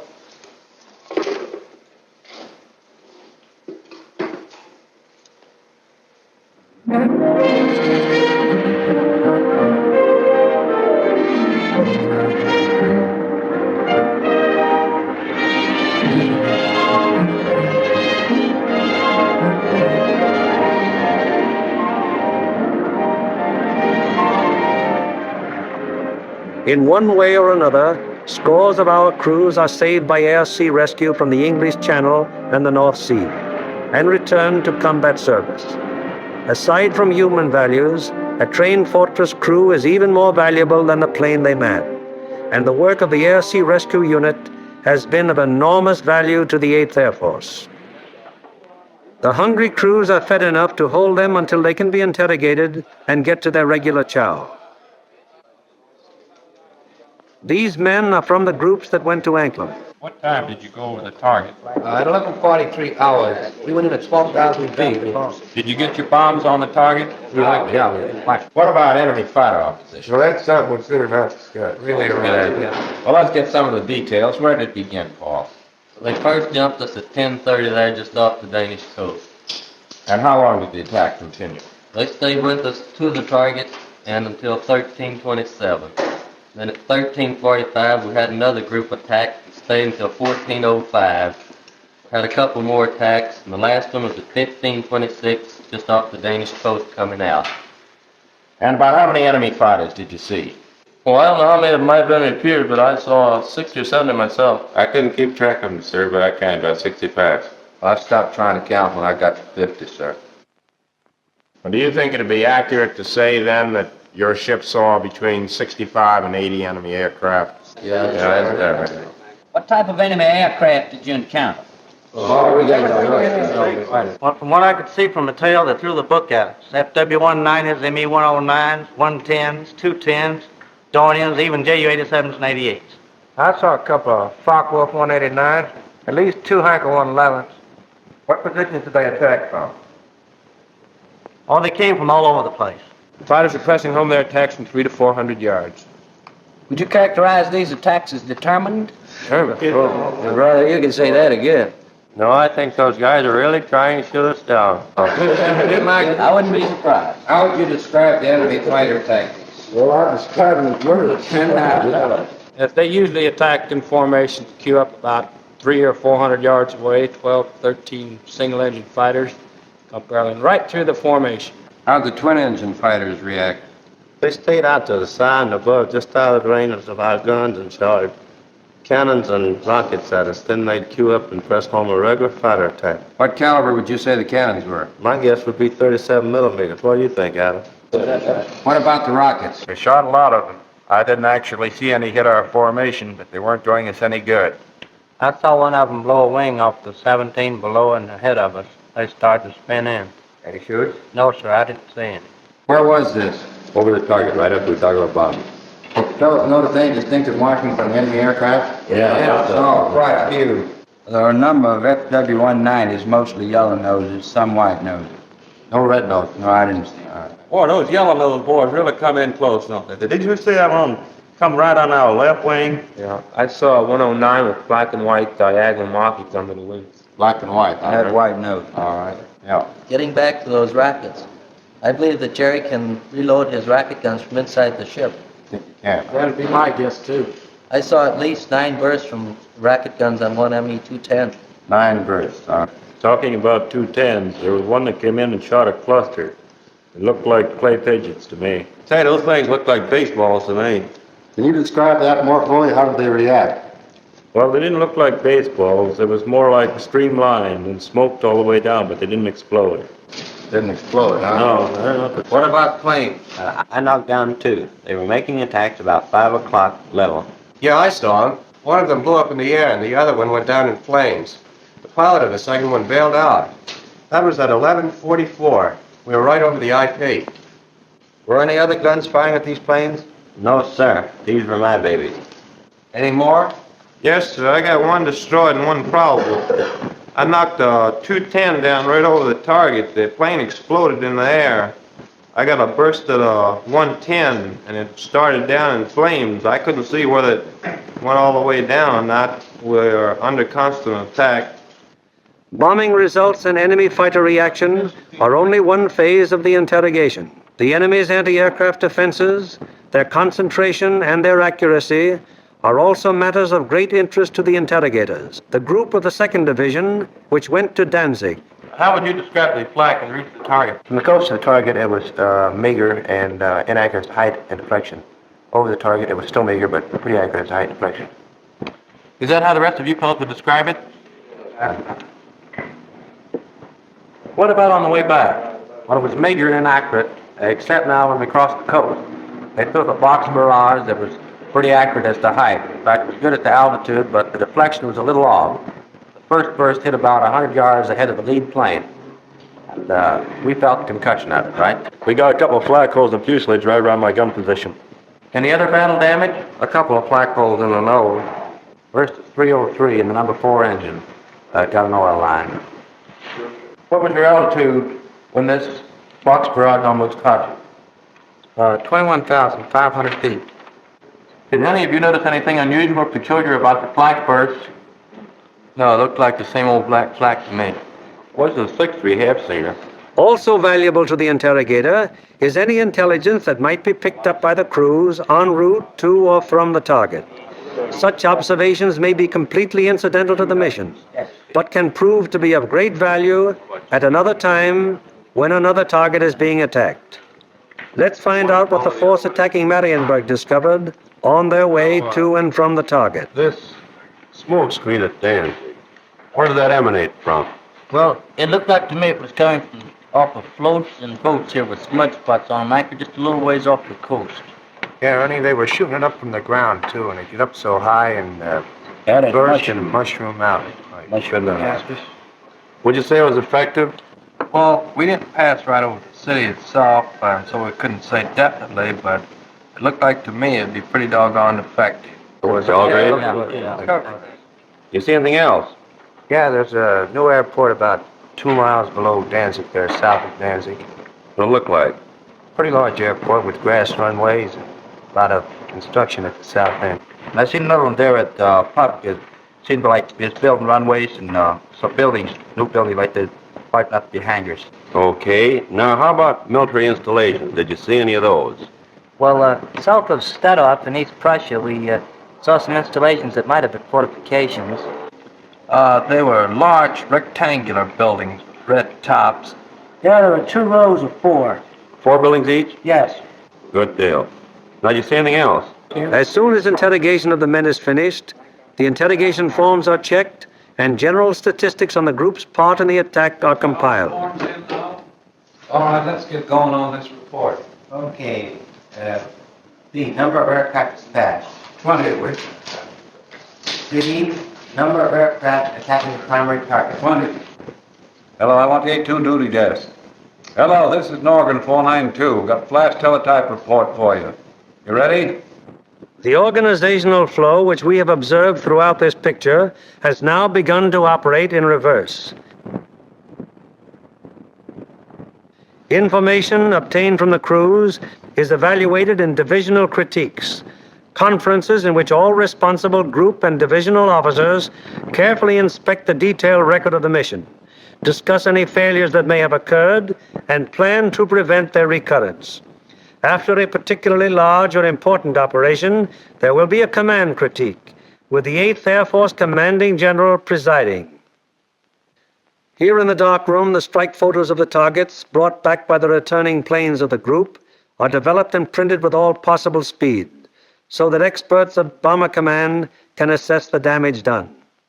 Coming in from planes of every group participating in the various raids, and interpreted and appraised by trained photo interpreters, these pictures will give Bomber Command an excellent idea as to exactly what parts of the various targets were hit and how severely.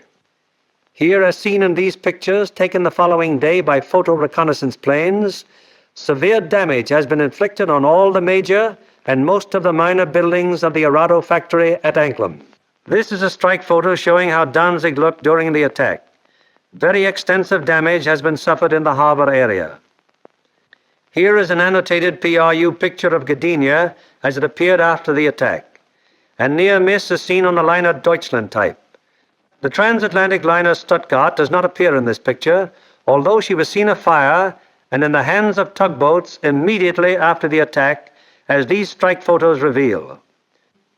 Aside from the Stuttgart, several ships in the South Basin have been sunk or damaged, including the liner Oceania. Shore engines are also heavily hit. At Marienburg, the PRU photo discloses that the damage was exceptionally severe, almost every building having been destroyed or seriously affected. General Arnold has characterized this attack as the greatest example of precision bombing on record. Other targets will be as thoroughly destroyed.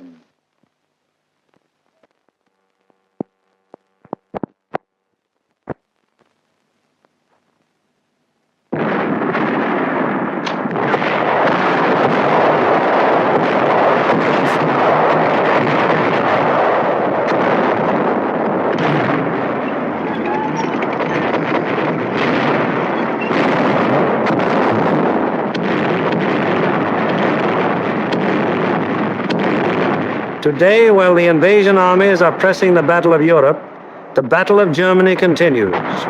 Day by day, whenever weather permits, heavy bombers roar out over the heads of the advancing ground forces, blasting away systematically at vital industrial installations hundreds of miles to the rear of the enemy lines. Now, in contrast to earlier days of strategic bombing, when forts and liberators fought their way alone, fleets of long-range fighters, Mustangs, Thunderbolts, Lightnings, convoy the big bombers all the way to their targets, targets which may be anywhere in German-occupied Europe. The flood of supplies, so necessary to the survival of an army or a nation,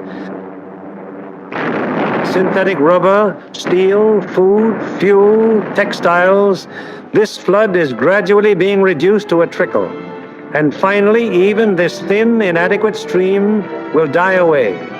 Then the German armies in the field and the German workers on the home front will have no food for their stomachs, no clothing for their bodies, no metals for their machines, and no fuel with which to run them. Then the Battle of Germany will be won, and with it, the Battle of Europe.